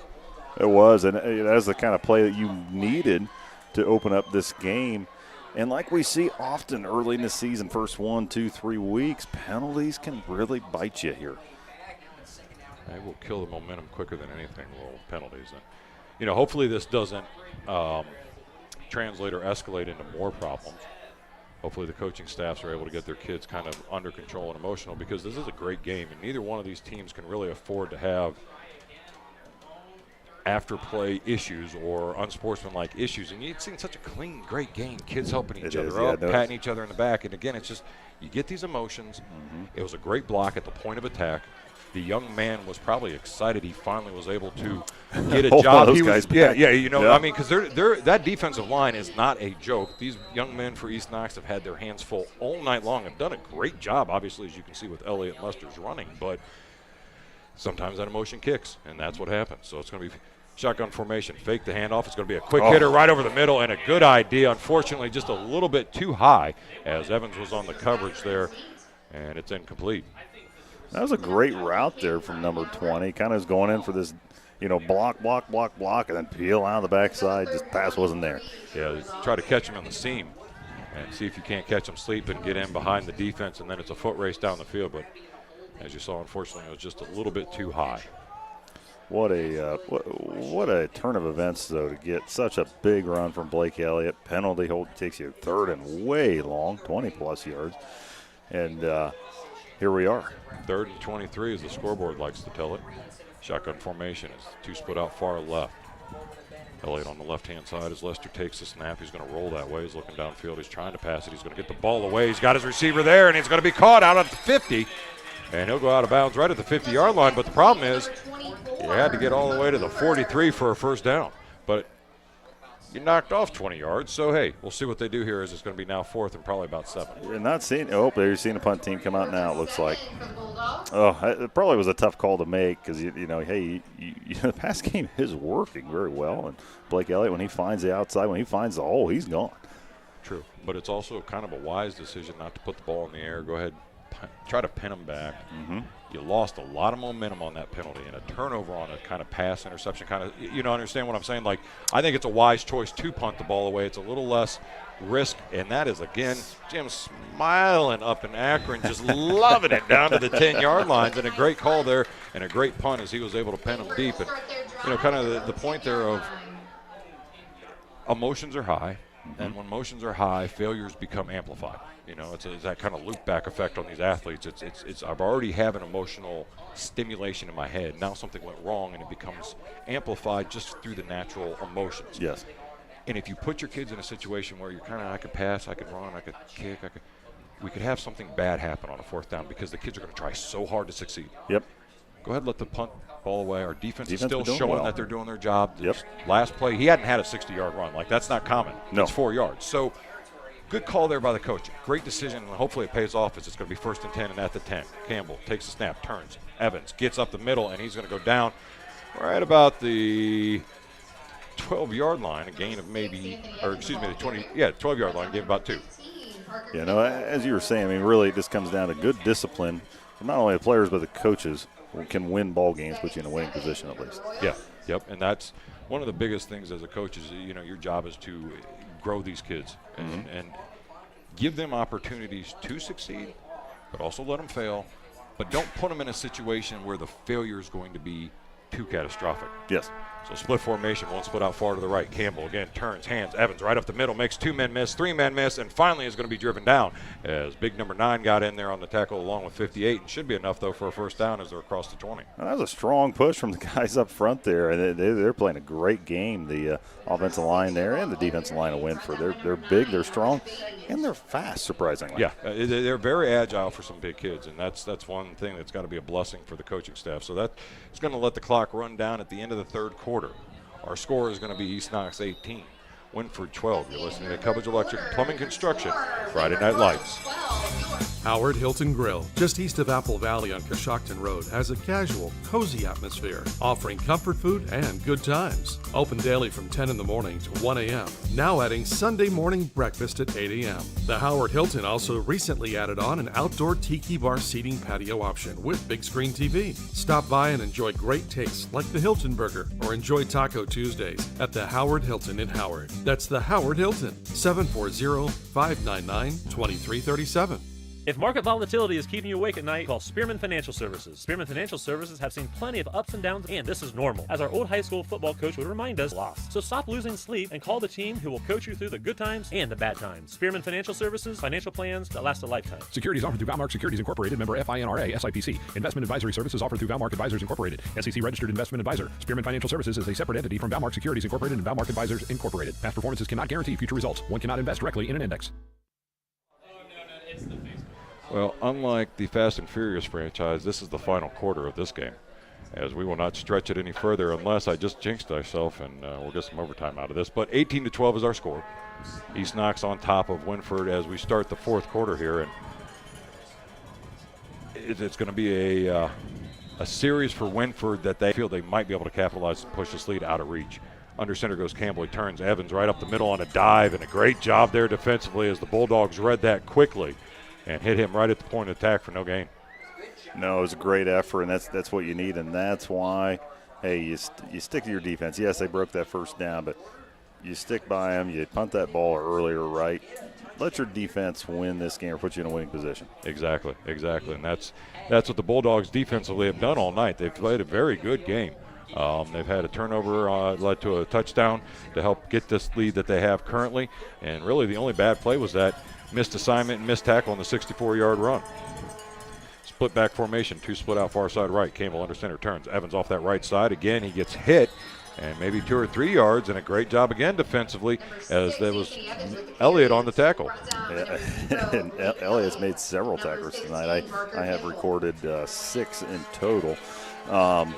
Man, good job. Put in a third and a long situation. This is where Wynford, that predictable offense. Hey, we need something here. What's that unpredictable play call that you've been working on here on Wednesdays and Thursdays? Yeah, and that well, they may not have it yet. You know what I mean? In all honesty, and not a slight to the offense, but clearly there are limitations to what this offense can do, and it's being exposed. Single back formation this time as Campbell's under center. He's going to try to do the old Statue of Liberty with Evans, and he's able to break the tackle. He gets out around that corner, and a great job, though, discipline-wise by the defense to come back and make sure he didn't get out and force that turnover or that fourth down. And so there you kind of had it, but yeah, you did. Slow to develop. That was that play that we were talking about. Like, do they have one? Do they not? They did, but East Knox played discipline, and, hey, we're going to contain. We're not going to bite on that. Did a good job. The good thing is both these teams, punt teams, have done remarkably well. Yep, they do a great job of flipping the field and making sure that they don't put their defense in bad positions. Snaps a little bit off, but he gets his right foot into it, and again, it's going to be a nice little punt. It's going to come up at about the 45, take a sideways bounce, and be down at about the 46-yard line. It's a little bit not as deep as they would probably want, and the Bulldogs will start 1st and 10 in the fourth quarter, up 18-12. Yeah, it'll be interesting to me. It's such a game of momentum going on here. Okay, hey, we got the ball back after what was a big play taken back on a personal foul there earlier. How do you respond to that, guys? You know, how do you build from boys to young men here on this offense? And there's a big drive, big opportunity here. Yeah, composure. Take the time off the clock. Run their defense down. And we'll see here what they're able to do. So they come set out of the huddle. Lester turns, looks, and he jogs up to a spot as it's going to be shotgun formation to the near side here on the left. Elliott's on his left-hand hip. Comes set, takes a snap. Going to be a quick hitter to the outside. He's going to try to get his receiver there, and he does, and he's going to get out across the 45 up to the 47 as Cooper again on that reception, a nice little quick hitter. Yeah, no, obviously they're kind of looking for that to break on that wide side, a little bit more than 2-3 yard gain there. But it was a good look, it was a good effort. But again, disciplined defense, as Wynford showed us all game long, especially in the flats there. So second down now, we're going to call it 8 as the ball sits at the 47-yard line. Lester looks over the defense, comes set as he got two split out far side right. Elliott on his right-hand hip, fakes the handoff to him. He's going to go off that right side, looking to follow his convoy, but great backside pursuit again by that defensive line. He did get a nice gain of 3 or 4, but he was not able to get through that crease like he had hoped. No. But you will take those 3 yards. Now it puts you in a 3rd down and 4 situation. Very manageable for the weapons that you have at East Knox. Your passing games work. Blake Elliott's been known to break these loose here on the outside. You got lots of options, and let's see where they go here. So slow are they to come back on the huddle. A good change of pace here, slowing things down, not being in a rush. There's no reason to be in that rush. 3rd down and 4, as you said. Shotgun formation, 2 near side here to the left as Elliott's in the backfield as well. Quick hitter again over this side is going to be caught by Cooper. Out across the 45, inside the 45 to the 42, and that'll be enough for a 1st down. And a great job by that young man showing sure hands. You can definitely tell Lester's confidence to Cooper is very high. Oh, yes, especially earlier in the game, breaking loose on that. Wonderful touchdown pass, and that might be a kind of a little bit of a go-to for Mr. Lester. Yeah, the problem, though, you have to watch with that, and he experienced that, is everybody starts to know that, and then that option, if you try to force it, you end up with the interception, which happened earlier when he was kind of staring him down on that out route. That's when you bring that freshman out, Dawson. Exactly. There you go. See, now you're learning. All right, so it's going to be shotgun formation, 2 far side right. Lester fake handoff again. He's going right up the middle, and that's Cooper again on a seam route. Good coverage by the safety there, but going to be enough for the 1st down, or real close to the 1st down. They're going to say he's about a yard shy, it looks like. Yeah, and they've hit that a few times. And like you said, though, I mean, this Wynford team is disciplined enough where they're going to sniff that out. Yeah. Right now what he's looking at is you got 10-yard cushion from your safety. Nobody's on the linebacker side, slides out into cover Cooper. So if you hit it quick, boom, he's got the 10 yards and away he goes if he can break that tackle. Yeah. So shotgun formation again, 2 split to the left. Elliott also on the left-hand side as Lester takes a snap, fakes again. He's going to get Cooper on the little screen route here to the outside. He's going to make a man miss and drag him another yard or 2 before he goes down at about the 25-yard line, and that is a nice gain on 1st down. 3 for 3 here to Cooper in a row. Pretty incredible. I mean, you're still kind of looking for that. Okay, hey, now you're, instead of run, and then open up the pass, now it's a pass, to open up the run, right? That's what you would think. As That has been one of the things they've been trying to do with their offensive series. Is they've been very good at trying to complement it, not being too heavy one side or the other all the time. And I agree with you. It looks like he's trying to set up something right now to give Elliott a little bit more breathing room and see if he can't rip one off. First and 10 at the 25-yard line. He's going to fake the handoff again to Elliott. Lester keeps it himself off that right side. Nice block, and he goes down. That was a clean tackle from my angle. He may have got him on the shoulder, but it wasn't the collar. And in all reality, that is a clean tackle and a good job by the two players there. He wasn't the one that made the tackle, but he was making sure he understood, hey, we're good. We're good, man. But they did call the penalty, did they? They did. Yeah, they did. And from my angle, I was looking on the field. I think you maybe had to screen it. It was a high, kind of up in that shoulder. It's still, I don't disagree. It could have gone either way, but that back judge said, hey, and he was the furthest referee away and bumped that flag. Usually you need to trust your sideline guys a little bit more, right? Yeah, and that's as you also for the officials early in the season. You learn to trust each other. You learn how each other works best and where they work best. Yep. So that is going to be a huge penalty there, and that's going to push the ball all the way down to the 10-yard line. Make it first and goal for the Bulldogs with 6:45 to go here in the ball game as they lead 18-12. So glad you joined us this evening, and so is Gary, as he's been bringing you amazing footage all night long. Shotgun formation. Lester hands it off to Elliott. Elliott stutter steps in the hole, and he's around the corner. Touchdown, Bulldogs.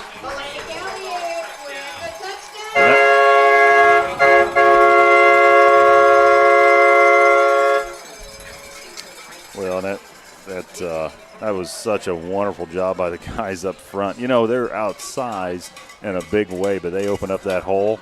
Elliott took off, but again, the pass opened up that run. Yep. And a great job there by the offense of getting the points on the board. That's what you needed. Yeah. That's definitely what you needed. You probably left a little bit more time on the clock than you wanted at 6:30, but it was good to see the rhythm of your offense and the way it flowed down the field. So the snap is back, kick is up. This time the kick is good. A lot of it, almost louder for that made extra point kick. Sometimes you got to be a little extra motivated. So our score here is 25-12. East Knox on top of Wynford. You're listening to the Cubbage Electric Plumbing Construction Friday Night Lights. I just found out my daughter is pregnant and I don't know what to do. Wow, how'd you find out? I found the pregnancy test in the trash and heard her on the phone talking about abortion. I know it's her decision, but this is big. I want to help. What about Starting Point, Pregnancy and Family Resource Center? I've heard of it, but I don't know much about it. They have pregnancy tests, ultrasounds, and accurate information on all her options. They're always non-judgmental and it's free. Wow, where do I get more info? Google Knox Starting Point. They're right behind the hospital in Mount Vernon. Thanks. I didn't know where to turn. I'll start there. So we get ready here for the kickoff as East Knox is now out to a 25-12 lead on a 10-yard run by Elliott, his second touchdown of the game. So Dawson has the ball set up at the 40-yard line as he checks over with his teammates, makes sure they're all set and ready to go. As he approaches it, gets his foot into it. It's going to be a low end-over-end kick, and it's going to bounce at about the 25, be taken there. It's going to be a misdirection by Evans. He's going to hand it off, and I tell you what, I don't know who he's trying to misdirect, but that was Campbell, I believe, on the tackle there for East Knox. He wasn't fooled at all. No, it wasn't at all, and really good job there in the special teams again. And I am really surprised about today. Special teams of both teams here has been fun to watch. I have, and it's one of those games though that you see the importance of the special teams. You know, a lot of these high scoring, boom, boom, boom, boom, flying all around. You don't get to appreciate what a punter that can do his job can do for your defense, or how having a guy that can kick a field goal for you can help your offense out. And so having some ability in both ways to be able to do things like that really helps out to this stage. Yeah. Campbell under center. He's going to have a split back formation again. He's going to a little maybe miscommunication as he looked like he was trying to go to the right and his running backs went to the left. So he tucked it up and tried to go up the middle, was able to turn a negative into a positive for a gain of about 3. Yeah, no, he definitely looked over, was like, hang on, somebody's not in the right spot here. I better run up field. And, good job to pick up those few yards to begin this drive here. This is a very important drive for Wynford. So second down at 7. 5:50 to go here in the fourth quarter. 25-12 is our score. As Campbell's under center, turns, hands it off. It's going to be a sweep off that right side and a shoelace tackle by number 1, saving that long run. Otherwise, Evans may have been off to the house again. Oh, yeah, no, that hole was wide open. And honestly, I don't know how he got tripped up there. He somehow stretched as far as he could to get those shoelaces, and he did, and they're thankful for that. Some of his inner gadget and go-go gadget arm. Split back formation, 2 split out far left. As Campbell again takes it, he's going to hand it off, and again Evans is going to try to hurdle his lineman, and right there waiting for him is Elliott to take him down. Blake Elliott's 7th, maybe 8th tackle here in the contest. He's not shy to hit somebody. No, he loves contact, and you can tell that by the way he runs. He's a running back that's looking to find somebody to have contact with, and there it is. Tell you what, I'm impressed. 5 minutes left in the game, and the first cramp we get is at this point. Yeah. With as hot as it's been out here, trust me, it has not cooled off a whole lot throughout this evening, even after the sun has gone down. The humidity still sits high in the rooms, and the conditioning level of these young athletes is always something that, you marvel at the ability to continue to go in this kind of situation, these heats, and be able to not have this cramps all the time. I mean, I know Gary could handle something like this, but for an old man like me, I would have been tapping out about, 2.5 hours ago. Pre-game for me. Yeah. Don't know if I would have made the stretch routine. Right before the game, we got hit with a storm, and it kind of cooled things off, and you're like, oh, wow, this is going to be wonderful. No, it made things very muggy, very hot, even in this late hour. It is just kind of brutal out there with the heat, with the humidity, and there's not a lot of breeze either. It's just kind of a stale air. Yeah, no, it is. It kind of almost like, let's see the rain come back here a little bit, cool things off. I don't usually root for rain. Yeah, well, it might help on this evening. So the young man finally able to get a little stretching in and is able to hobble himself off the field. And we'll get back here to action shortly. Tell you, it's that possession here for the Royals is unfortunately they're kind of do or die possession. I think if they aren't able to put points on the board here, they're just not going to have enough time to continue this attempt to try to come back and win. No, and especially with both offenses a little bit slower paced. They've been struggling. They go on power eye now.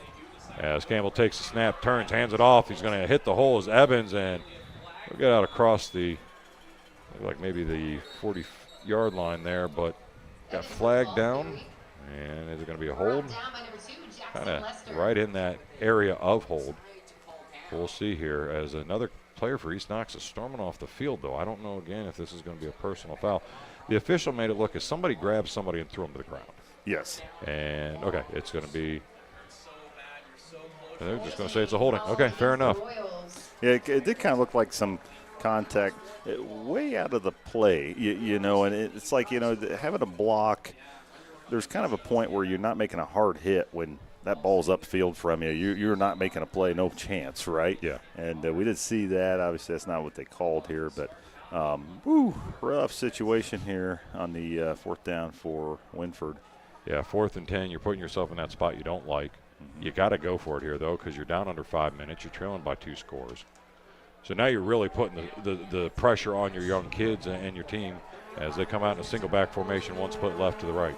Campbell takes a snap, drops back. Looking downfield, he's got his receiver there, and it's Evans, as that is going to be out across the 40 and enough for a first down. Well, I tell you what, when we needed you the most, you gave us your best, and that's exactly what they got out of Campbell and Evans. What is wild, though, is that's their 4th pass attempt, first completion with 4:26 to go in the game. Yeah, run first offense, folks. Again, drops back. He's looking downfield, but this time Campbell keeps it. He gets a block. He's going to spin move out of a tackle at the 50, and he will regret that as he abruptly stopped the spin move. And it will be enough, though, for another first down. Or nope, just shy of that first down by about a yard. So 2nd and a yard. And we'll see here. The officials are blowing their whistle. As they're saying Campbell has to go off the field after that hit. Oh, boy. I get it. You got the concussion protocols and things of that nature. Which I'm thankful for. Yeah, I am. But it's a hard judgment call. It really is. And it's hard to know for sure. And unfortunately, sometimes you have to take the error of caution. Yep. And they get you into these situations. So see here how they are able to respond as they come out of the huddle. Well, the quarterback didn't know where the center was, so this may be bad. Two splits, one left, one to the right. An old wishbone formation as they're going to turn, hand it off, and dive off that right side. And that's enough for a first down. And that'll keep the drive alive, and Campbell comes back out on the field. Immediately. Hey, you know what, though? If you got an inexperienced quarterback coming in, wishbone that, we're going right up the gut, you know. Yeah, exactly. And right back to the wishbone again they go. One split left, one right as Campbell's under center, stops back. He's going to pass this time. He's looking downfield. He's got time, and he's got Evans in the flat, and he's going to get on the out route. He's down inside the 40 to the 35. He'll go out of bounds right around the 33-yard line. And that was a great job of Campbell having patience, his line giving him plenty of time, and then Evans staying true to that route, because Evans was all the way on the near side here as he ran that in route and got the ball on the hash mark because the defense got a little lazy and let him go, expecting the defensive back to be sitting over there who had actually peeled downfield further, and then that's how you get the broken coverage. Yeah, absolutely. And, you know, for the Bulldogs here, they're not expecting these passes, and lulled him to sleep, really. When the passing game is not what you've seen all game long. Again, drops back, he's looking, now he's got pressure. I'm amazed that wasn't a hold, but he got it over, and there it is. That's going to be an interception as he goes down. Gardner on the interception. He did a great job of just blanketing the back of Evans. And that was a situation where, unfortunately, Campbell tried to go to the well one too many times. Yep, absolutely. Yeah, no, it sure was. And, you know, unfortunate for this Wynford team, who has battled very, very well here. Now it's getting maybe a little bit out of reach here for them. I think so. And you know, as a coaching staff, you watch that and you're like, oh, we can pass the ball. Yeah. And then to have it fall apart, though, on you, just unfortunately, maybe you can only pass to one guy, you can only run to one guy. Just right now, it seems like the identity of Wynford's offense, they need a couple extra pieces. Yes. High snap as Lester takes it, hands it off to Elliott, who goes right up that middle out across the 25, and he'll get out to about the 26-yard line. 6 yards on the play. And it's not to take anything away from them. Defensively, they're a heck of a team. I mean, it's one of those where you almost kind of would say this would be like, we're going to have a timeout. Yep, we're going to have a timeout on the field. So we'll step out, too. You're listening to the Cubbage Electric Plumbing Construction Friday Night Lights. Looking to take your career to the next level? With Mount Vernon Nazarene University, you can earn your degree entirely online, anywhere, anytime. Our bachelor's and master's programs are designed to help you balance your education with work, family, and other priorities. Here at MVNU Online, we craft our faith-based programs specifically for your success. Learn more at mvnu.edu or call us today at 1-800-839-2355. Mount Vernon Nazarene University.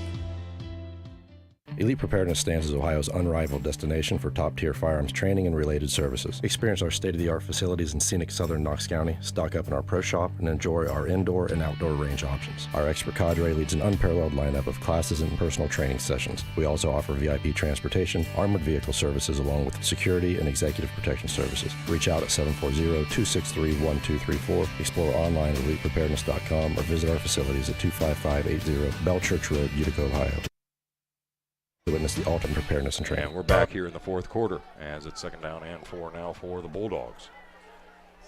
Lester takes snap. Elliott's got it, and he hits the hole hard and runs over a tackler, and I think he actually got slowed down by the official as the official had a hard time getting out of the way. It was a good play by the official.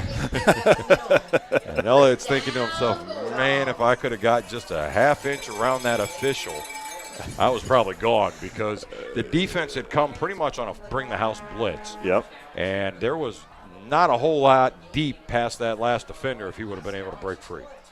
But enough for the first down either way. Absolutely. Yeah, no, did a great job. The official's going a little bit further back here this time. More room to react. He's upset with himself, too. You know, you learn it. Oh, yeah, you learn it.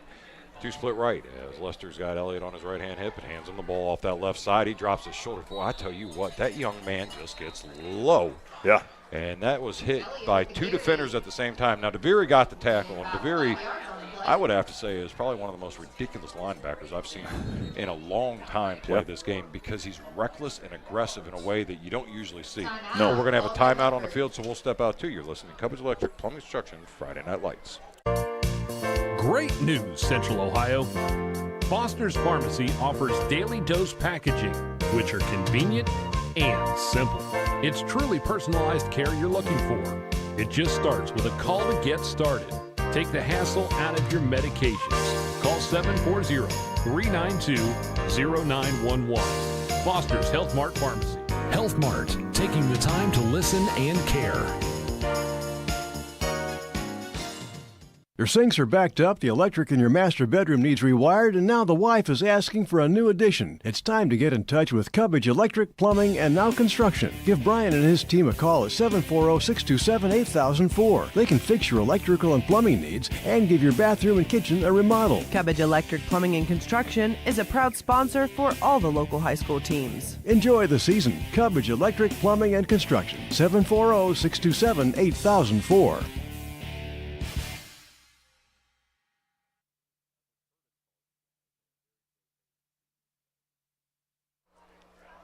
All right, so we're coming out of the timeout here. Still a little bit of delay. They're allowing the officials to get the waters in them and keep the H2O hydration going for all of you water boy fans. Absolutely. We would hate to have an enraged medulla oblongata.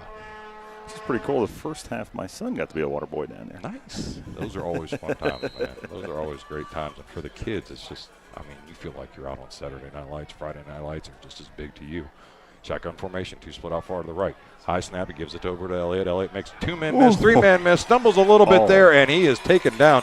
A great last-minute tackle, again, by the safety, as that was a do-or-die situation, or he was in the house, but another good job of Elliott picking up a big chunk of yards. Yeah, just like you said earlier, just the way he lowers that shoulder. I mean, just a fantastic job. Speaking of which, we've had a lot of good players from both teams. Make sure you stick around this evening for the Pizza Cottage Player of the Game. Indeed, and it's brought to you each and every week as we decide who made the most impact in the game. And I tell you, we were talking a break right there. I mean, there's three of them on that East Knox team that you could easily award this to. We'll see how the game plays out, but I've been impressed with a couple of them down there and their way to stay resilient. Shotgun formation, Lester takes a snap, hands it off to Elliott. Elliott puts a stiff arm out, puts it out again, and he's going to tried to get pushed out of bounds. And that was probably the worst attempt I've seen by DeVore all night long. He's even frustrated. You can tell as he's got his hand on his hip right there. He thought he could push Elliott out of bounds. Yeah. And he knew he could also have tackled him. And Elliott was able to get up a bigger gain, get that first down, and keep possession. Kind of watching him, after that play, he's upset with himself, but he's digging really deep right now. Oh, you'd have to. I mean, this kind of heat. And not a lot of subs, either side. I mean, these kids play a lot of both ways. And as you go in this heat and wearing all that pads and running up and down the field all day long, and it's amazing I survived it. Shotgun formation, Lester takes it, he bobbles it, he finally gets it off to Elliott, and Elliott just. Where was this earlier in the game? Of course, Wynford's also they're upset with themselves. They're getting tired. Yep, they're tired. And they're wearing them down up front a little bit. And, Elliott may have been like, I'm going to go back and just put a little Jerome Bettis on some people. Or yeah. Really, if you really want to walk yourself way back, maybe he's pulling out a little Kevin Mack. I'll just run you over at this stage. I'm not going to break it away. Yep. But they're going to let the clock kind of continue to run here. Elliott is going to come off the field. Looks like he's got his chin strap issue. Ooh, we got Dawson in, though. We got our freshman. Uh-oh, folks. I'll be honest with you. See him at fullback. I'll be honest with you. This young man is a dark horse running right now for player of the game. And really, I think our sticking point is he hasn't scored yet. But they're going to take a timeout. We're going to step out, too. You're listening to Cubbage Electric Plumbing Construction Friday Night Lights. Hey, in this time of high inflation, remember, Goodwill stores have the lowest propane prices in town. So, get your propane tank filled at the Goodwill Plaza store in Newark, the Goodwill Unlimited store in Heath, Goodwill at the Lake in Buckeye Lake, or the Goodwill Plus store in Fredericktown, and save big. Goodwill can fill normal-sized grill tanks to motorhome and even large contractor tanks by the gallon. At Goodwill, you're always guaranteed the lowest propane prices in town. So we are down to 41 seconds here. Our score 25-21. East Knox on top of Wynford, as it's been a great game all night long, and East Knox has really kind of been able here in the second half to kind of make that extra step and pull away, as well as just kind of then now grind this game out as we've been watching them work this clock all the way down here. And Dawson is in the backfield. Here we go. There you go, my friend. So Dawson checks in and split right as he's on the right-hand hip, and he gets the handoff as Lester gives it to him off that left side. He drops his shoulder, keeps those legs turning, and he's doing a great job of studying Elliott as he was low shoulders, legs pounding. Keep the run going as long as you can. Nice little gain there at 5. You talk about having a fantastic older mentor here on the field in Blake Elliott. Oh, yeah. You know, to hand this off eventually from Blake Elliott to Landon Dawson, that's going to be incredible. Yeah, and it's one of those things that you'd love to see as a coach in a community, and they're going to agree that the game is over as the final seconds continue to run off the clock. Our final score here is East Knox 25 and Wynford 12. Make sure you stick around for our Starting Point post-game show as we continue here on the Cubbage Electric Plumbing Construction Friday Night Lights.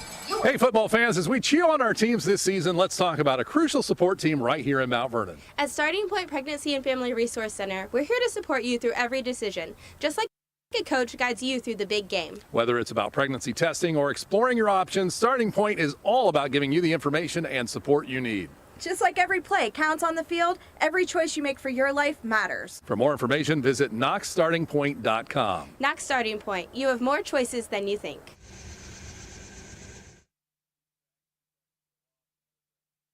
Hey, I think I might be pregnant. What? How do you know? I took a pregnancy test the other night. I don't know where to start. I don't think I'm ready to be a mom. It's totally okay. I heard there's this place called Starting Point. They have free pregnancy tests, ultrasounds, and counseling. They have resources available for girls on a tight budget. You have more choices than you think. Really? I don't know. If my parents find out, they'll kill me. Don't worry, girl. Everything is confidential and judgment-free. How do I make an appointment? Just visit knoxstartingpoint.com to schedule your free appointment today. Education is valuable, and at Mount Vernon Nazarene University, it's affordable too. Year after year, MVNU continues to be one of the most affordable 4-year private schools in Ohio. Because of competitive financial aid awards, students are able to graduate with less debt. Did you know that MVNU has ranged in the top 5% best college for the money by College Factual for the past 3 years straight? Schedule a visit today with mvnu.edu/visit and see for yourself. At MVNU, the future is bright. And welcome into the Starting Point post-game show as our final score here is East Knox 25, Wynford 12. And, you know, it was a game where in the first half each team was getting a feel for each other, kind of getting their legs underneath them. And I think just in the second half, the versatility of the East Knox offense was the difference in this game of being able to consistently and successfully pass the ball, whereas the Wynford Royals just could not get that passing game going. Yeah, no, that's kind of where it came down to. It was a good game. I wouldn't even say that scoreboard necessarily told the story of this game. It was two teams well matched. Just Wynford's lack of ability to do various things on offense hurt them in the end. And East Knox, big change from last week to come here and really say, hey, we do have an offense, folks, especially going into the next week playing against KMAC schools. Yeah, and it's something that they're definitely going to be able to build off of. And speaking of the topic of building, you build off young kids.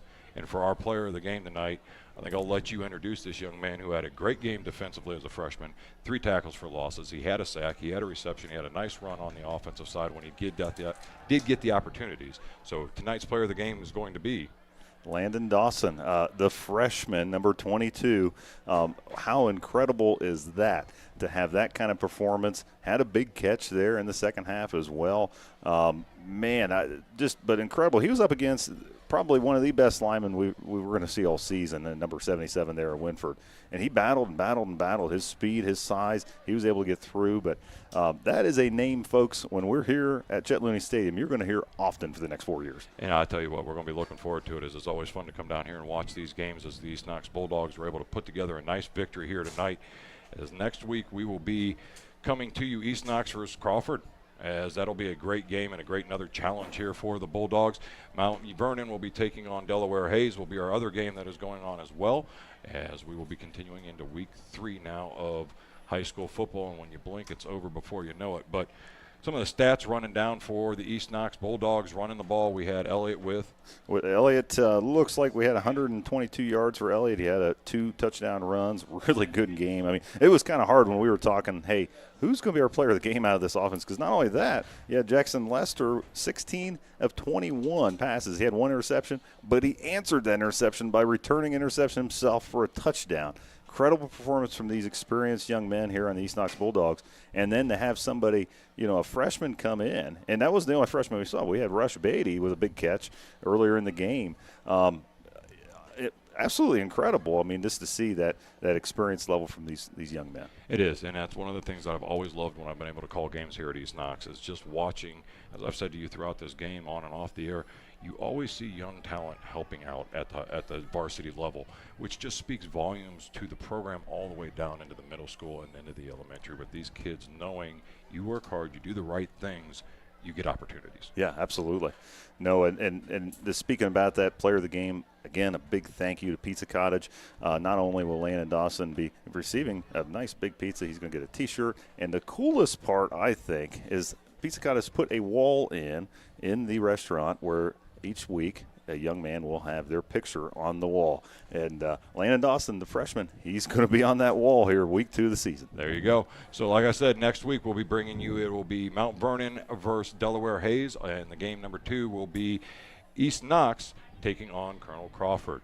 For Gary, who does nothing but mesmerize you with his ability to bring you the eyeball tantalizing video. For Jared, who stepped up and did a great job helping me out in the booth, I'm Kyle Kerstetter. Have a great weekend. God bless.